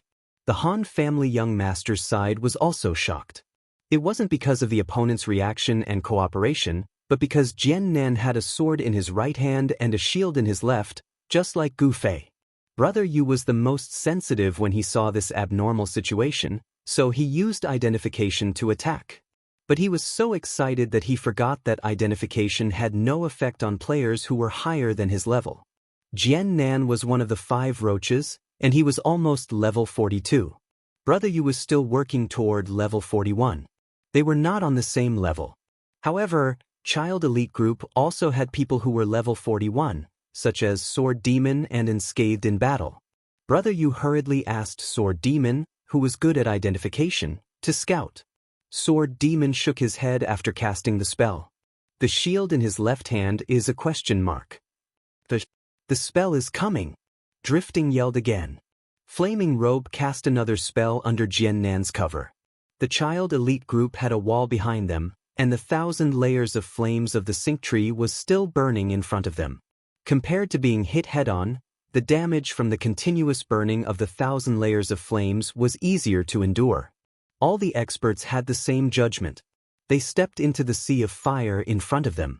Flames flashed in the sky behind them, and a fire wheel fell from the sky. Why didn't you throw it at the 1,000 layers of flames? Blackwater, the thief, frowned. He could tell that Flaming Robe's fighting style was different from usual. Drifting Sorcerer is too experienced. This kind of trick won't work on them. We'd better force them into the burning area and hurt them as much as we can. Flaming Robe answered. Rush out. The burning effect lasts for a long time. The burning effect of the 1,000 layers of flames of the sync tree lasted for 5 seconds. When the expert stepped into the sea of fire, the effect would disappear, so they weren't in a hurry. However, Drifting yelled at them. The other people didn't have time to ask. They rushed out immediately. Yutian Shenming explained as he ran, the damage of the burning effect will decrease as time passes. It should be the last second before the effect disappears, but the damage is still so high. It means that the effect will last for a long time. Yutian Shenming was a super sorcerer expert, so he could make the same judgment. More importantly, Drifting showed his sorcerer skills again and again. Yutian Shenming couldn't tolerate it, so he said it first. That was what Drifting was thinking. Seeing that Yutian Shenming explained in a hurry, he smiled and didn't say anything. Flaming Robe also heard this. He was deeply impressed by his opponent's sorcerer experience. And this archer was able to sense this. He immediately thought of a name. Imperial God Ming. There was such an expert in the enemy's formation. This was something Jian Nenyu had said a long time ago. He did not expect this most famous mage expert to turn into an archer this time. The flaming cloak had a lot of thoughts in his mind, but his hands didn't slow down at all. He suddenly waved his staff. He had already started chanting this spell after he cast the heavenly fire wheel. Now that it was time to cast it, a towering flame rose from the ground in the direction where the flaming cloak waved his staff, immediately blocking the path of the 7 opponents. This fire beacon city was the first time for the experienced Drifting to see it. Just by looking at the momentum, one could tell that the damage was not low. The 7 people who were already burned by the 1,000 layers flame of the fire tree no longer dared to rush through this flame. However, the 1,000 layers of flames didn't stop burning. They didn't know how long it would last, so they couldn't just let their health drop like this. The 7 people had no choice but to retreat. Blackwater regretfully said, "If only the glue was here." At this moment, melee professions like him and Jiannan clearly couldn't cast spells. The effect of this 1,000 layers of flames is so long. The 7 people retreated to the bottom of the valley. The 1,000 layers of flames was still burning, and the flames of the fire beacon city were still as enchanting as before. He probably has equipment that can strengthen the effects of all fire spells. Drifting speculated. The moment he finished speaking, the flames of the 1,000 layers of flames were extinguished. The group was about to move forward, but Drifting suddenly shouted for them to be careful. Boom! The 1,000 layers of flames burned again. This guy! Yutian Shenming was startled. Even though he wasn't a mage, he knew a lot about the mages in the parallel world. The mage's area of effect spells didn't have short cooldowns, and the flaming cloak's 1,000 layers of flames didn't just reduce the cooldowns by a little bit. He made precise calculations to make the 1,000 layers of flames burn for the same amount of time as the cooldowns. Drifting said. The others couldn't think of how this effect could be used, but the experts like Drifting and Yutian Shenming already had some ideas. I didn't expect this kid to have such a trick. Now we are trapped here. Yutian Shenming said. Then, just like before, he will use the heavenly fire wheel to force us to step into the sea of flames and take damage. He will do this over and over again to slowly whittle away our health. Drifting added. Then, it will be a battle of mana consumption. Young Master and him, whoever runs out of mana first will be in danger. Yutian Shenming said. He needs to control the cooldowns of his spells. He might have added some points to Spirit, so his mana won't be at its peak state. Drifting continued his analysis. But Young Master isn't an ordinary physique mage. He has added points to intelligence and spirit, so his mana is much stronger than ordinary priests, Yutian Shenming said. Even though he can cast large-scale spells continuously, Young Master has to heal 7 people at once. Both sides will consume a lot of mana, so it's hard to say. Drifting said. Yeah, it's hard to say. Yutian Shenming nodded. The young master of the Han family looked at the two of them expressionlessly. The two of you are very compatible. Ah. Yutian Shenming reacted. He covered his mouth in pain. My mouth will rot, right? No one paid attention to him. Han family young master looked at Drifting and said, I can heal 7 people at my limit. I can do 7 rounds. Drifting understood what the young master of the Han family meant, so he immediately estimated his opponent's power. I don't know how much mana he used to cast that firewall, but if it's similar to the heavenly flaming wheel and the flaming tree thousand layers flames, I'm guessing that he can cast it for more than 10 rounds. If he has equipment that can increase mana, it'll be even more troublesome. Usually mages have this kind of equipment, right? Brother, you said? Yes. Drifting said, so he will change into it. Archers can't interrupt his attack. Unscathed in battle looked over. Jian Nan stood in front of Flaming Shirt to protect him. He blocked all the arrows, and the priest healed him from the back. Do we have to charge? If you force your way through, it's very likely that you'll die on the spot. Even if you manage to survive, the enemy's stealth thief will have long since picked you up, young Master Han said. Sure enough, the enemy's thief had already disappeared into stealth. We're too careless this time. The terrain is unfavorable. Sword Demon said. The others were speechless. Here it comes. Yutian Shenming suddenly yelled.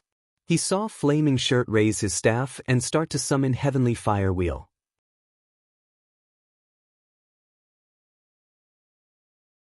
Chapter 385. Let's hide first. Drifting said. Everyone stepped into the fire again. The flaming tree's thousand layers flames roasted everyone's HP, but no one could do anything about it. Unscathed in battle gritted his teeth as he watched Huaruni flaunting his power behind Jian Nanyo's shield. Drifting. Collide with his spell. Let's see who dies faster. Unscathed in battle said hatefully. No way. Drifting and Yutian Shenming said at the same time.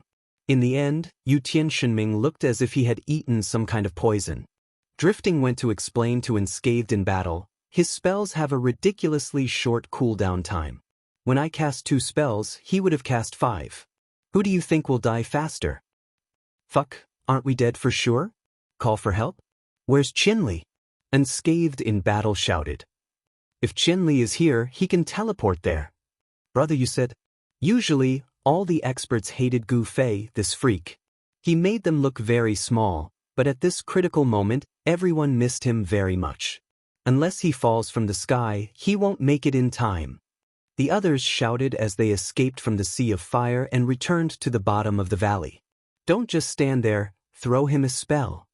At this time, seeing that the flaming tree thousand layers flames was about to be extinguished, the next spell of the flaming cloak had already been cast.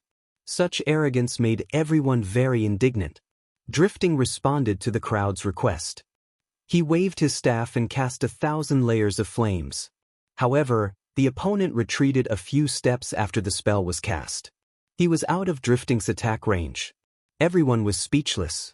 This was the difference in terrain between the two sides. Their opponents had a way out, but they didn't. That's it. When he comes up again, you can use this spell. He can't defend against the fire that rises from the ground. That way, you can interrupt his spell attack, right? Unscathed in battle was as happy as if he had discovered a new continent. Drifting and Yutian Shenming looked at him at the same time. Because Yutian Shenming was more familiar with Unscathed in battle, he looked at Drifting as if he was looking at an idiot. Damn it, don't talk nonsense if you don't understand. In a battle between experienced mages, unless they use instant spells, they absolutely won't be interrupted. Go figure out the reasoning yourself. Imperial Heaven Shenming scolded. In the end, he added, if Qinli was here, there would be a chance to interrupt his lightning spell. Unfortunately, it's this piece of trash here. Don't tell me we don't want to live without Qinli? Unscathed in battle cried. Leave it to me. At this time, the 4 mages rushed back to their original position. Fire Inferno waved his staff, preparing for the sky fire wheel again. Yutian Shenming roared and shot an arrow at Jianan Yu's shield. Fire Inferno had finished chanting, and the fire appeared in the sky again. The 7 mages rushed into the sea of fire again. Leave it to me. Unscathed in battle scolded Yutian Shenming.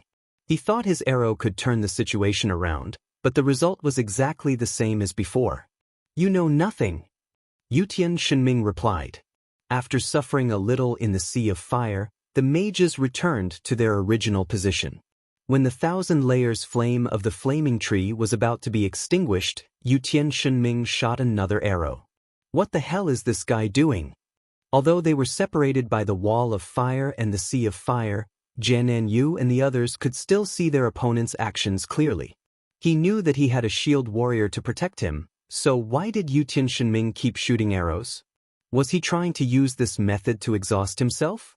Jianan Yu could not help but sneer. Although Yutian Shenming's attack was far more terrifying than an ordinary archer's, if he wanted to exhaust his HP like this, the 7 of them would be the first to die. As he thought about it, he continued to hold the shield horizontally. Dang!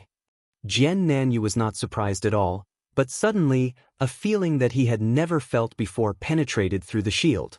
It was a continuous impact force. It was not strong, but it made people feel that it was very fast. Before Jianan Yu could react to what was going on, the force had already passed through his shield in a flash. Then it even went through his body. Am I going to die? Suddenly, Jianan Yu was shocked. However, when he looked at his HP, it had decreased very little. It seemed like it was just a normal attack. Right when he calmed down, a shout came from behind him, "Fuck! How did it hit me?" The flaming cloak looked down at his chest. It didn't hit him, but he felt a force flash by. The damage was very light, but his spell chant was interrupted. The 1,000 layers flames of the cinnabar tree had been extinguished, but the new spell was not released. Yutian Shenming immediately knew that he had succeeded, so he turned around and made a V sign with his hand. Oh yeah, a penetrating attack. Yutian Shenming's third bow, the moment of floating life, had a 10% penetrating attack rate, and it was activated at this moment. Go! Everyone didn't have the time to admire his appearance and seized this chance to rush forward. Without the 1,000-layer flames on the ground, everyone could charge towards the fire beacon city with full health. Perhaps the damage of this fire beacon city was enough to instantly kill them, but at least this way was more assured than stepping on a sea of fire. The flaming cloak's cinnabar tree 1,000 layers flames was unexpectedly interrupted. Even though he couldn't finish the chant, it was still on cooldown. No one knew better than him just how much damage the fire beacon city could inflict. Seeing the people in front of him rushing forward, he knew that the situation was far from good. At this moment, he didn't care about what to do next. He had to temporarily stop the current situation first. He stretched out his staff again and drew a line on the ground as he roared, "Fire Beacon City! Go!" Hearing his chant, the 7 were startled. Earlier, his 1,000 layers flames was already very abnormal, but they didn't expect for this Fire Beacon City to be even more ridiculous. The effect of the spell was not over yet, but the cooldown was already over. When the 7 were wondering if he was bluffing or not, another wall of fire rose from the ground. The 2 walls lined up side by side, creating an even more enchanting fire. The experts were courageous enough to try one, but now there were 2, so they were not confident at all. After the flaming cloak threw out the fire beacon city, he quickly opened his skill list to study. After checking the cooldowns of the other skills, he heaved a sigh of relief. He already had a perfect plan on how to force everyone back to their original positions.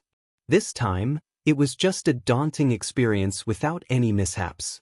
The moment he calmed down, he saw drifting flashing out of the 7 and waving his hand, "Ice Shadow Spell. Scatter." Fuck, what is the use of doing this at this time? While Yutian Shenming was cursing, Drifting's Ice Shadow Spell had already been cast. The 4 drifters each took a corner and formed a square.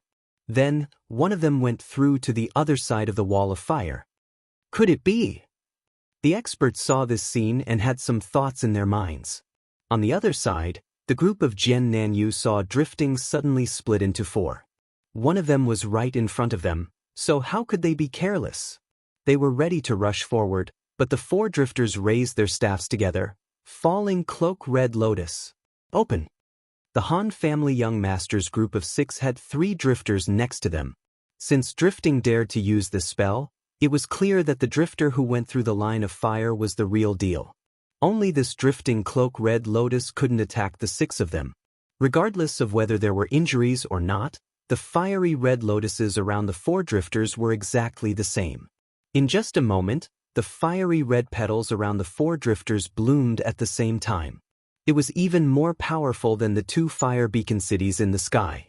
Flaming Cloak, who claimed to be a fire mage expert, saw this spell and knew that something was wrong. He quickly shouted for Jian Nanyu to block it. Jian Nanyu understood tacitly and raised his shield in front of him. Flaming Cloak and the priest immediately hid behind him.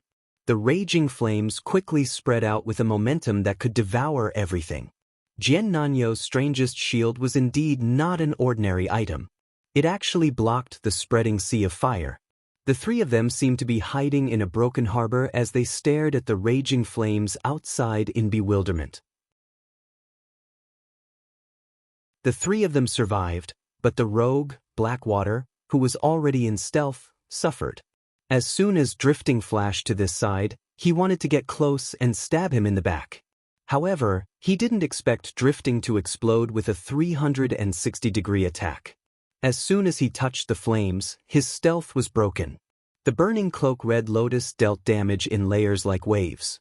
Blackwater saw that his HP kept decreasing and knew that it was too late to escape.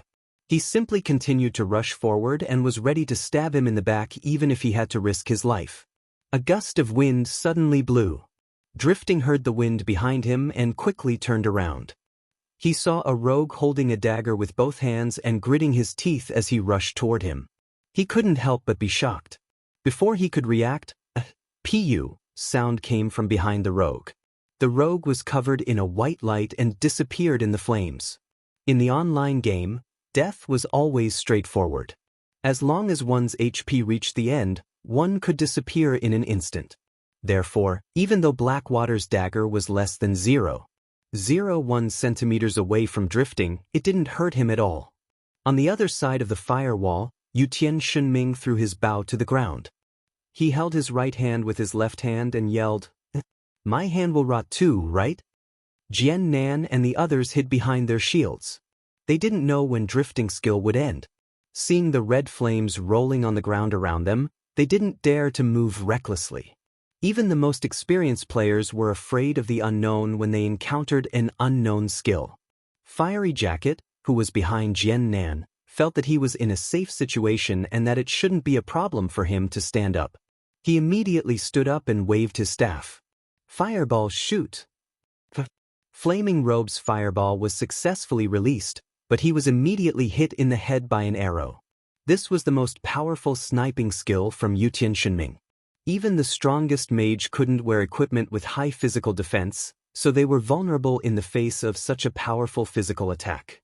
The flaming cloak was destroyed on the spot, leaving behind only his small fireball. Without the protection of its owner, it was no longer powerful. Jian Nan and his cleric brothers were even more pitiful. Seeing that Fiery Jacket stood up and disappeared, they hid behind their shields and didn't dare to come out.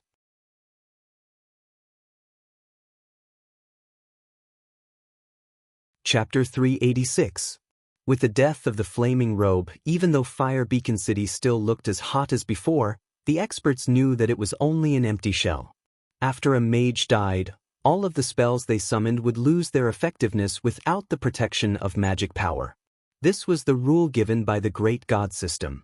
Thus, the 6 experts who were still at the edge of Fire Beacon City confidently crossed the wall of fire.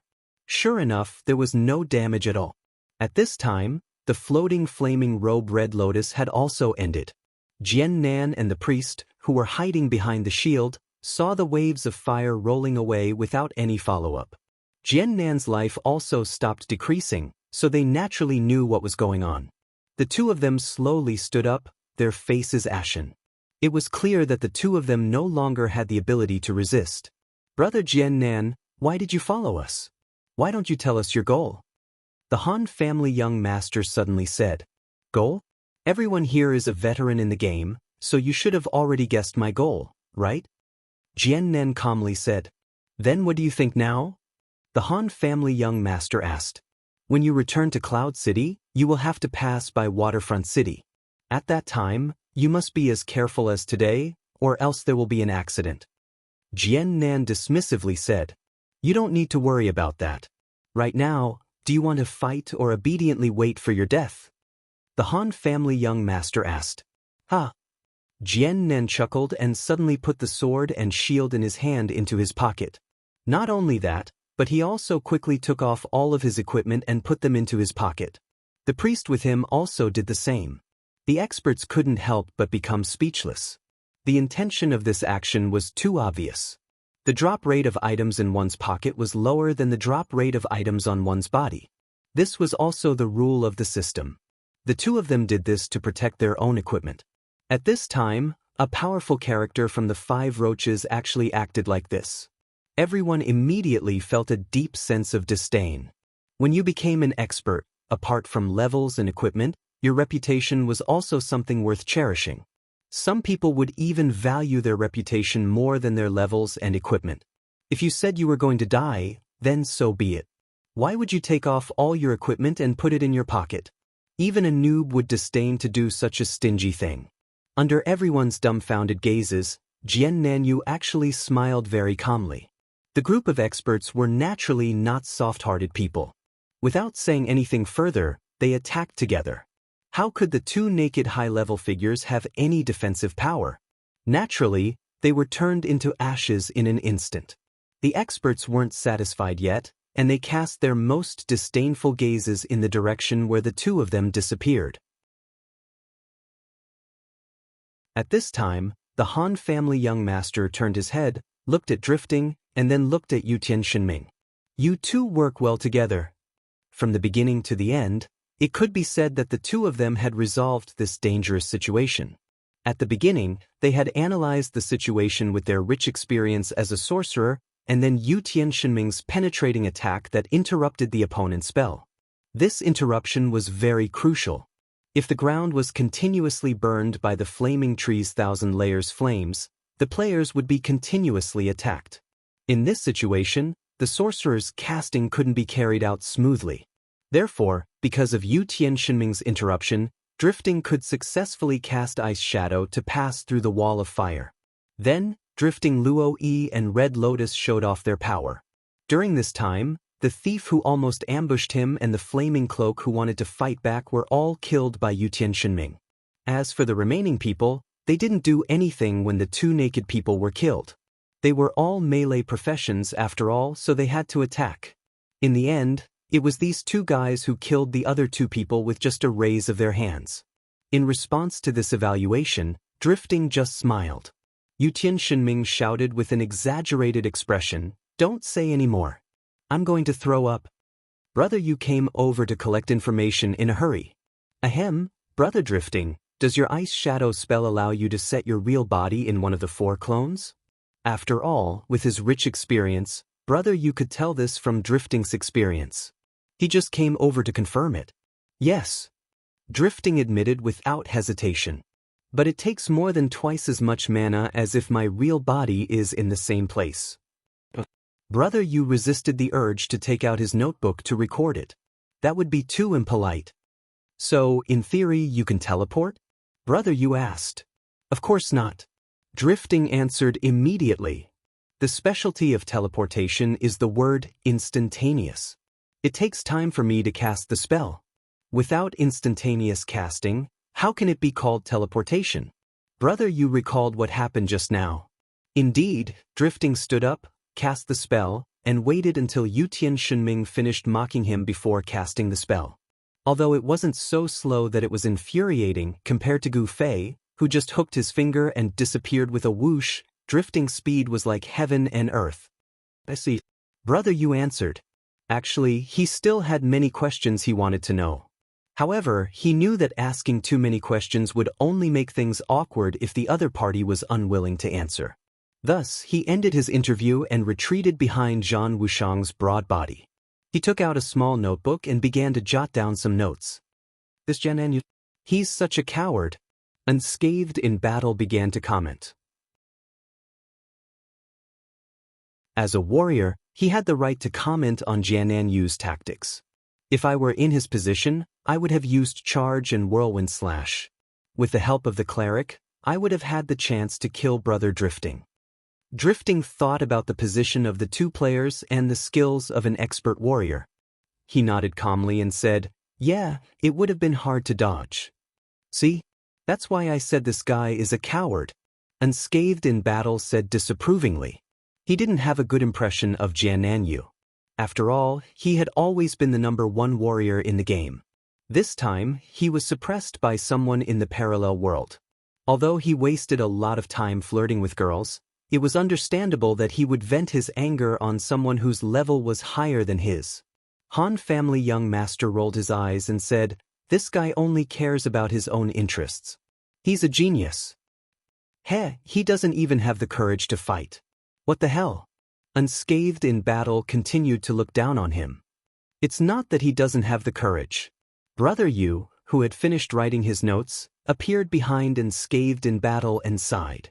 "It's not that he doesn't have the courage, and it's not that he can't do what Wushang said. It's just that if he does that, even if he succeeds, he won't be able to escape in the end. Instead, he'll have PK points, and if he dies, he'll lose 2 levels. The chance of him dropping items will also increase. That's why he won't use this method." Gongzi is right.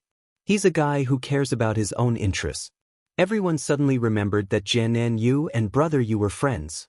Although the two didn't show any emotions during the confrontation, it wouldn't look good for Brother Yu to talk about this and that in front of Brother Yu. Everyone immediately stopped talking about Jiananyu. Ahem. Unscathed in Battle started looking down on Jiananyu, so he quickly changed the topic. "I wonder if Todd has arrived yet?" "It should be soon." Han family young master said. "Why did you tell them the location? They won't be able to catch up, right?" Unscathed in Battle said. "Of course not." Han family young master smiled. The Settings Sun City Mercenary Alliance and the 100 Battles Mercenary Corps rushed towards the North Gate. Cloud City's players naturally wouldn't let them go so easily and tried to stop them. However, the map was so vast that it was unrealistic to stop them all without any preparation. There were still many people who slipped through the blockade. The bustle at the North Gate was already predictable. At this time, at the East Gate of Sunset City, a group of 3 people, 2 men and 1 woman, quietly walked through the gate as if nothing had happened. "We're almost there," one of them said in a very low voice. A series of emotions appeared on his face, as if he was relieved of a burden, and victory was right in front of him. "Yes." The girl beside him only responded in a low voice. The girl's eyes revealed incomparable experience as she vigilantly sized up the players they encountered after entering the gate. "This way." The man who spoke before was the guild leader of Reigning the 4 Seas, Unsworn Sword. After entering the East Gate, he took the lead and turned right. The street became more and more secluded, but he could already see the dungeon gate in front of him. His heart was filled with excitement. The girl continued to vigilantly look around. There were only a few hurried players on the street, so she finally let go of her nervousness and gradually had an expression of relief. "I didn't think it would be this easy," Unsworn Sword said, his voice a few decibels higher than before. "Yes." The girl's calm face also had a trace of a smile. "Please." At this time, his state of mind was relaxed. Unsworn Sword's bones, which usually liked to show off in front of the girl, were itching again. At the stone steps outside the dungeon gate, he very gentlemanly reached out his hand and signaled for the girl to go first. "What do you mean, please? We'll stop here." Suddenly, someone said. Unsworn Sword felt as if he was struck by lightning. He didn't even look in the direction of the voice and hurriedly wanted to rush to the dungeon gate. As a result, when the dungeon gate opened, several players had already jumped out, knocked their arrows and aimed at the 3 of them. Unsworn Sword had to stop. At this time, he had climbed a few steps and was standing at a relatively high position. He looked back in the direction of the voice and saw that there was a person lying on the roof. At this time, he had just sat up and was looking at Unsworn Sword with a smile. "Fortunately, I still made it." "Deep water." Unsworn Sword cried out involuntarily. "It's me. Boss, you don't think that if you leave our forest shade city, our quest will be classified as over, right?" Let me tell you, until the last moment, the quest will always stand. Deepwater was in a really good mood.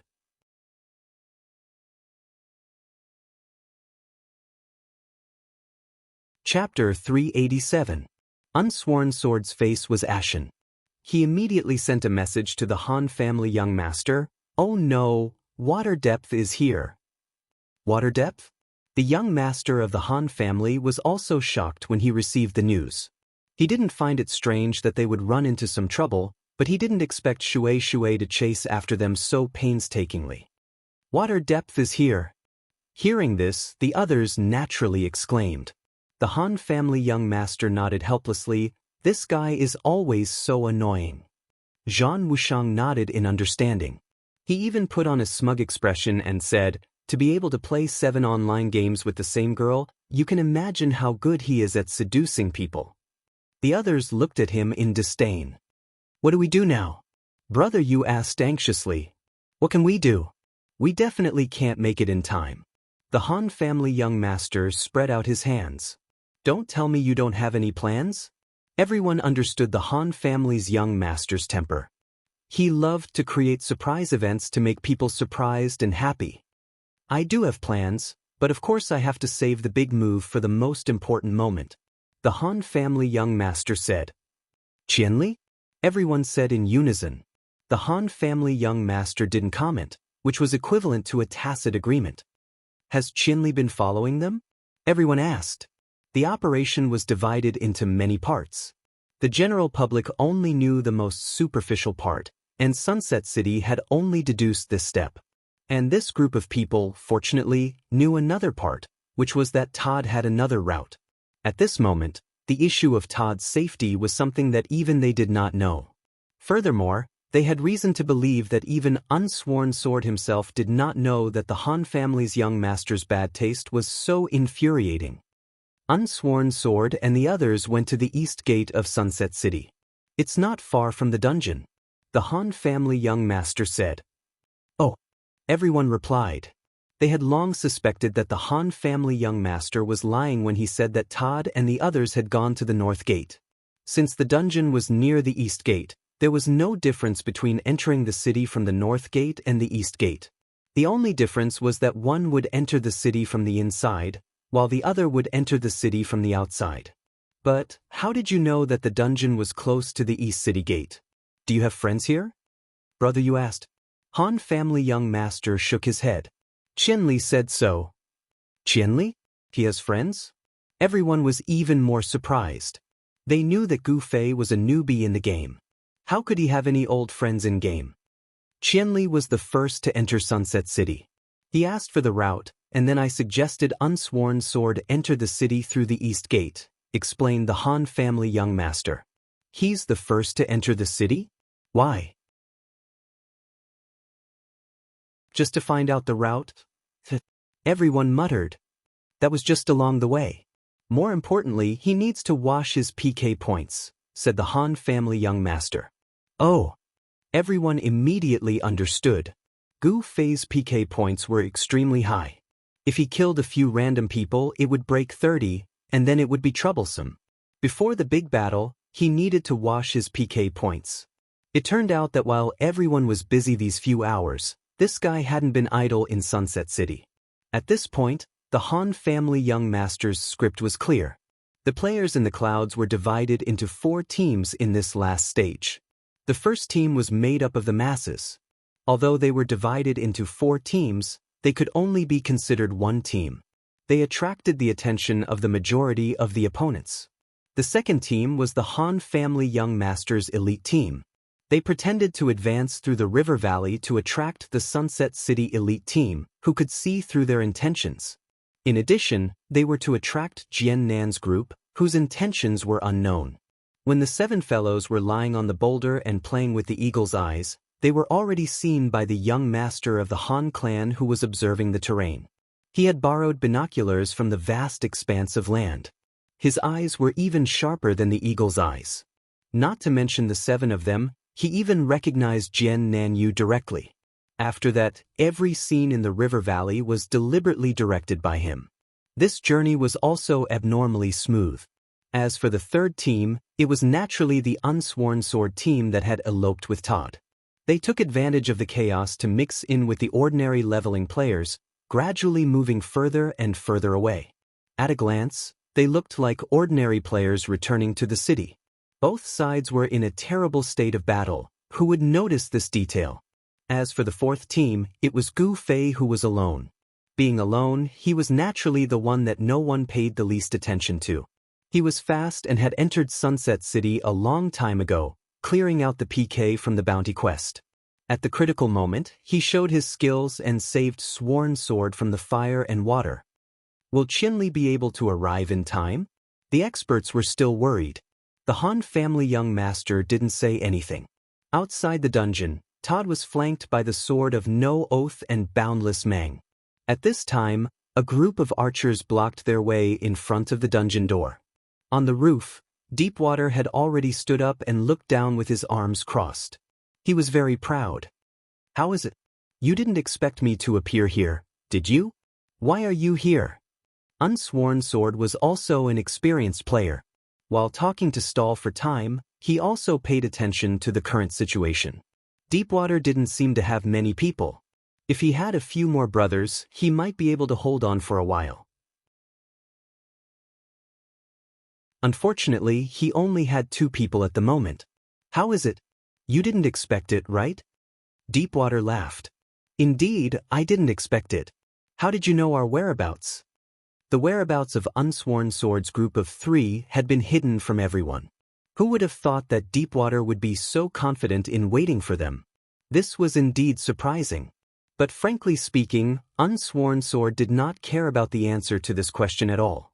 All he wanted to do was to delay and delay. I'll only tell you one thing. As a guild, you must always ask your members to wear the guild badge in a conspicuous place, just like me. Deepwater didn't fall for Unsworn Sword's trap. He just raised the badge in front of his chest and said this sentence simply. What do you mean? Unsworn Sword asked loudly. But Deepwater ignored him and waved his hand. Kill the 2 of them. As soon as he finished speaking, a white light flashed in the hands of the archer blocking the top of the stairs. One of them had actually been instantly killed. A fiery red silhouette had already appeared on the steps. It was an awe-inspiring sight, brandishing a short dagger in his hand like a machete. His body was also used as a weapon as he dashed around. It was clear that he wanted to bully the archers who were defenseless in close combat. As expected, after the 2 rows of archers on the stairs were hit by this person, they were all at a loss. Many of the players had already drawn their bows and were ready to shoot, but this collision caused the arrows to fly everywhere. Deepwater, who was on the roof, retracted his head as an arrow brushed past his scalp. You again! This time, it was Deepwater's turn to be angry. The red figure that flashed out was Slender Waist Dance. Back in Forest Shade City, Deepwater had almost died at the hands of this girl. Now that he encountered her at a critical moment, he was a little annoyed. However, he also knew that this girl was extremely strong. Letting his group of archers fight with her was undoubtedly suicide. Slender Waist Dance didn't even look at him. She grabbed her dagger and stabbed whichever archer wanted to shoot. The archers all fled in panic. Unsworn Sword was overjoyed. He wanted to take the opportunity to continue charging forward, but he didn't expect an arrow to suddenly fly from behind and land right under his feet. Unsworn Sword was confident that he couldn't be instantly killed by an arrow, so he didn't care at all. Unexpectedly, when the arrow landed on his feet, there was a soft snap sound. A trap that was a size smaller than the common trap used by lurkers popped out and stuck on Unsworn Sword's ankle. Although the trap was small, Unsworn Sword immediately became unable to move an inch. The archers blocking the path above the stairs had been chased away by the Slender Waist Dance. The iron door of the dungeon was placed bare in front of Sword of No Oath, but he could not go forward. He was so anxious that he almost vomited blood. Slender Waist Dance was busy rushing forward, but she didn't see any reaction behind her. She turned back and roared at Unsworn Sword, "Hurry up and go in! What are you waiting for?" Unsworn Sword wanted to cry but had no tears. It's caught! Then with 2 snap sounds, Unsworn Sword's body was pierced by 2 more arrows. Although Slim Waist Dance was ferocious, the opponent still had the advantage in numbers. Although she managed to take care of 2 more with her charge, the rest of the people scattered, leaving her with no time to spare. Those who had time to attack raised their hands and shot arrows at Sword of No Oath. Fortunately, Unsworn Sword wasn't a fake warrior. His bones were tough enough, so he was fine after taking 2 arrows. Mang, who was at the side, quickly replied to him. But he didn't know when this trap would disappear. Judging by the situation in Forest Shade City, it would take more than a minute. Unsworn Sword was very anxious when he suddenly felt the ground under his feet loosening. He looked down and saw that the trap had been opened. At this time, there was no longer any hesitation. He stepped forward and was about to continue rushing forward, but he immediately heard another snap sound. Unsworn Sword's heart trembled. He looked down and saw that the old trap was no longer there, and a new trap had been put on. Unsworn Sword almost went crazy. He knew that this must be the trick of water on the roof behind him. He suddenly turned his head and was about to curse a few times to vent his anger, but in the end, an arrow nailed him in the forehead. Unsworn Sword opened his mouth but couldn't say a word. Mang, who was at the side, was shocked. Looking at him like this, she thought he was about to die and threw 2 recovery spells. Because Mang had changed to a night priest, the effect of her recovery spells was not as good as before. But fortunately, she was a priest who purely added points to intelligence, so the effect of the recovery was still reflected, so it didn't seem to be useless. Slender Waist Dance wanted to quickly resolve the crisis and was in a hurry. Suddenly, she was careless, and there was a snap sound under her feet. She looked down and saw that she had also been caught by a trap. At this time, looking at the ground again, she realized that the archers underwater who had changed to lurker had thrown traps everywhere on the stairs while fleeing in all directions. Originally, this kind of trap without any cover would not be able to catch anyone. But the problem was that the path on the stairs was not very wide, and these guys had thrown a lot of traps. Slender Waist Dance was only focused on chasing people and didn't notice for a moment, and accidentally fell into the trap.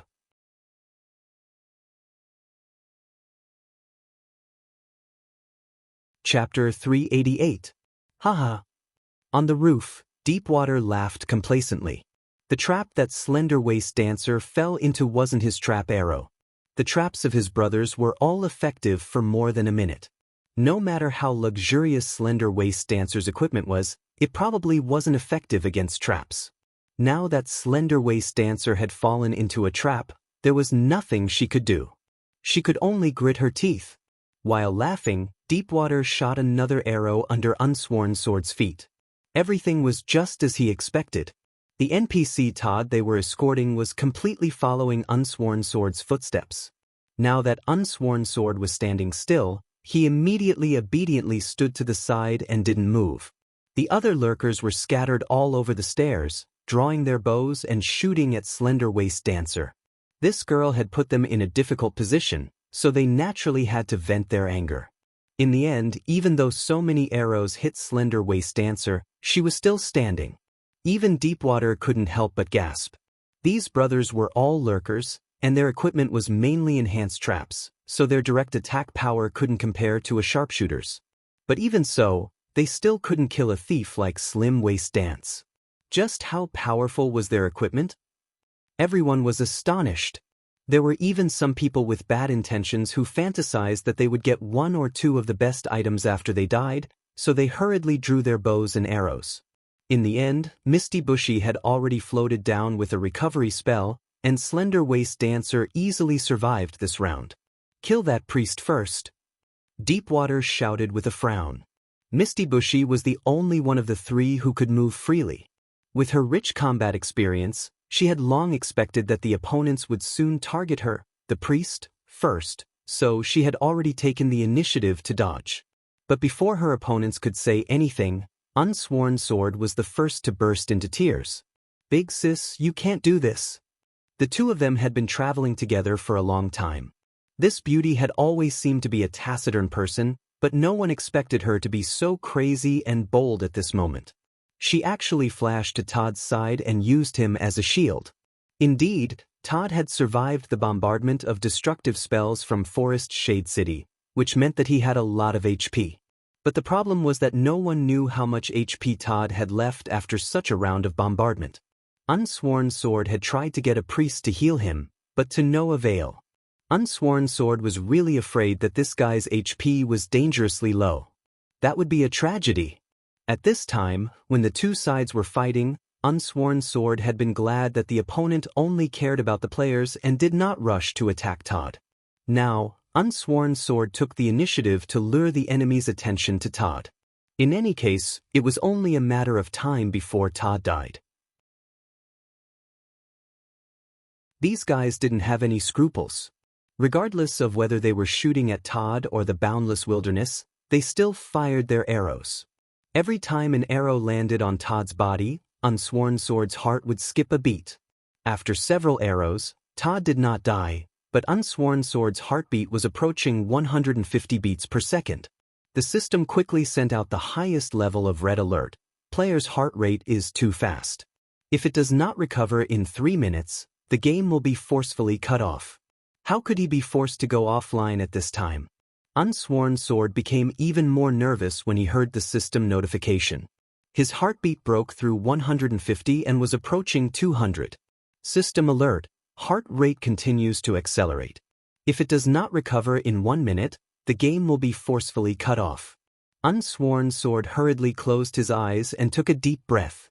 He told himself to calm down, calm down, calm down, calm down, calm down, calm down. Todd is an undying diamond, he will never die. At this time, the depth of the water on the roof was also quite shocking. On one hand, Boundless Mang dared to use Todd as a shield. More importantly, Boundless Mang's position actually blocked the angle at which he could shoot at the bottom of Unsworn Sword's feet. Depth hurriedly moved around the rooftop and found that the girl was also looking up at him. The two of them were in complete sync, and the angle was completely locked. The girl waved her staff at him, and a black mist flashed from the tip of the staff. Depth felt a wave of dizziness, and his health actually dropped. So this is a shadow priest. Depth exclaimed in his heart. The dizziness just now had caused him to lose his balance and almost fall from the roof. Fortunately, this feeling was fleeting, and Depth quickly changed his position and fired another arrow. Boundless Mang wanted to block this arrow for Unsworn Sword, but she was still a beat too late. Just as Unsworn Sword felt the ground under his feet loosen, he didn't even have the time to struggle before the ground tightened again. Boundless Mang was slightly exposed because of this, and took an arrow on her shoulder. She immediately cast a healing spell on her head. Seeing that this girl who seemed to be very experienced was causing trouble, Depth knew that he might miss one of his arrows. This was going to be a bit troublesome. He hurriedly called out to the others, "Traps!" Increasing the duration of the trap's effect was only a part of the equipment these lurkers had on them. In addition, they were all equipped with equipment that increased the number of traps they could set. Coupled with their high level of skill, it was not a problem for each of them to set up 3 to 5 traps. Most of the streets in the main city were paved with stone, so it was impossible to hide traps. However, at this moment, 2 people couldn't move, and 1 person didn't dare to move. This group of people unscrupulously rushed up, brazenly setting up traps on the stairs. The stairs outside the dungeon didn't have many levels, and it wasn't very wide either. After each of them set up 3 to 5 traps, the densely packed traps were enough to make people want to vomit. This was already the most lascivious way to play the trap. A large number of clips were placed right in front of your eyes. Don't want to step on them? Even if you tiptoed like a sparrow, it would still be very suspenseful. This was especially true for Thin Waist Dance, where her greatest advantage was speed. But now that the environment within a few meters of her had been turned into such a state by these people, how could she still speed up? By the time she tiptoed in front of the opponent, she would most likely be shot into a hedgehog. And this group of people had studied these traps for a long time. It looked like they were randomly throwing them everywhere, but in the end, they were all scattered and had a different meaning. After they were done, they all retreated out of the circle. They were long-range professions. They didn't need to get close at all. Haha, what other tricks do the 3 of you have? Deepwater was proud again. What are you talking about? Hurry up and do it. Suddenly, a female voice came from the air. The three of them heard it, but they didn't see anyone, so they knew it was a thief in stealth. Everyone do it. Do whatever you want, shoot at will. Deepwater ordered. He took the lead and released an arrow, aiming at Thin Waist Dance. Where's that bastard? Didn't you say he would appear at the critical moment? Thin Waist Dance cursed. Sword of No Oath was surprised by Thin Waist Dance's sudden appearance. He didn't know that there would be a savior, so he hurriedly asked, "Who else? Who else?" As he asked, an arrow was shot at the corner of his mouth. Most players didn't feel much when they were hit on the body, but when they were hit on the head, although it was the same pain system, there was an inexplicable psychological fear. There was still a savior? Deepwater's heart couldn't help but tighten when he heard this. Although the situation was under control, who knew how much health Todd had left? They had already bombed him once in Shady Forest City, and now he didn't seem to feel anything after a few shots. Could it be that his health had automatically recovered in the past 2 days? Deepwater's heart broke when he thought of this possibility. Even with so many mages attacking him together, he still hadn't died. If he had that much health, how long would it take for them to shoot until they ran out? A long night is fraught with dreams. A lot of people in Sunset City were still anxiously looking for this guy. This time, Water Depth didn't bring all of his forces with him, and when he arrived at Waterside City, he left behind a large portion of his forces. At that time, they were waiting for the next ship, but they received a tactical report from Cloud City. Unsworn Sword and Todd were quietly entering the city, so they probably wouldn't encounter any obstructions. Water Depth definitely couldn't afford to waste 4 hours waiting for the ship at the pier. But what could they do without a boat? Their anxiousness was later seen by the people selling wine at Waterside Dock, who came up to ask. After learning about the situation, he immediately promoted the players' voluntary ferry business at a high price. This wasn't the pirate ship that Gu Fei and the others mistakenly boarded. It was a formal business launched by the few guilds that opened wine shops at the dock. Originally, these were small boats that the guilds occasionally prepared when they needed it. Later on, they found that they were idle most of the time, so it was better to see if anyone else needed it and treat it as a business. Deepwater could only helplessly accept it. Unfortunately, the player-made boats could only carry a limited number of passengers. Although there was more than one boat, it didn't have the capacity to transport all of them. Deepwater could only choose a few people to take this boat and hurry on. If they really waited for 4 hours before taking the system ship over, everything would be over. Deepwater and the others started late, but fortunately, they were all fast classes, so they were able to reach the dungeon ahead of Sword of No Oath.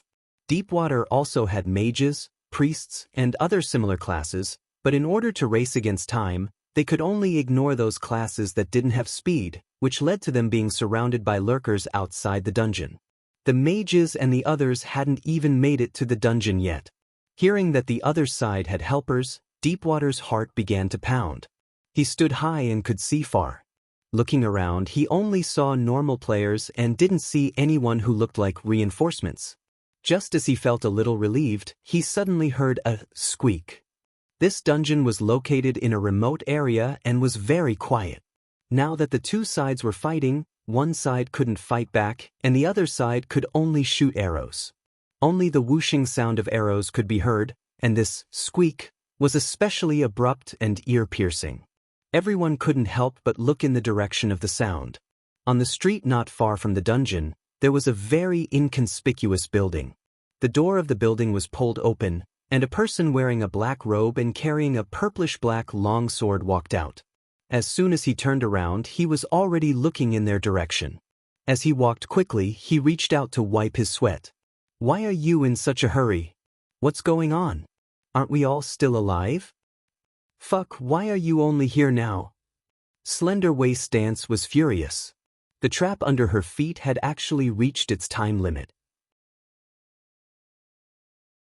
She had no choice but to walk on her tiptoes, and very soon, she accidentally stepped on the second trap. The guy who was just wanted ran quite far away. After chasing for half a day, isn't he back now? This person was getting closer and closer, and the sword on his shoulder was already slashed down, pointing diagonally forward. This was the starting gesture of a mage's chant. Butterfly knot. Of course everyone knows who the last person is. You're tuning in to the Passion Pages YouTube channel. We're so grateful for your support, and don't forget to subscribe to join us on this incredible journey through captivating stories. Your generosity through donations truly makes a world of difference, as it's the primary source of revenue that allows me to expand and enhance this channel for you. Thank you from the bottom of my heart for being a part of this adventure.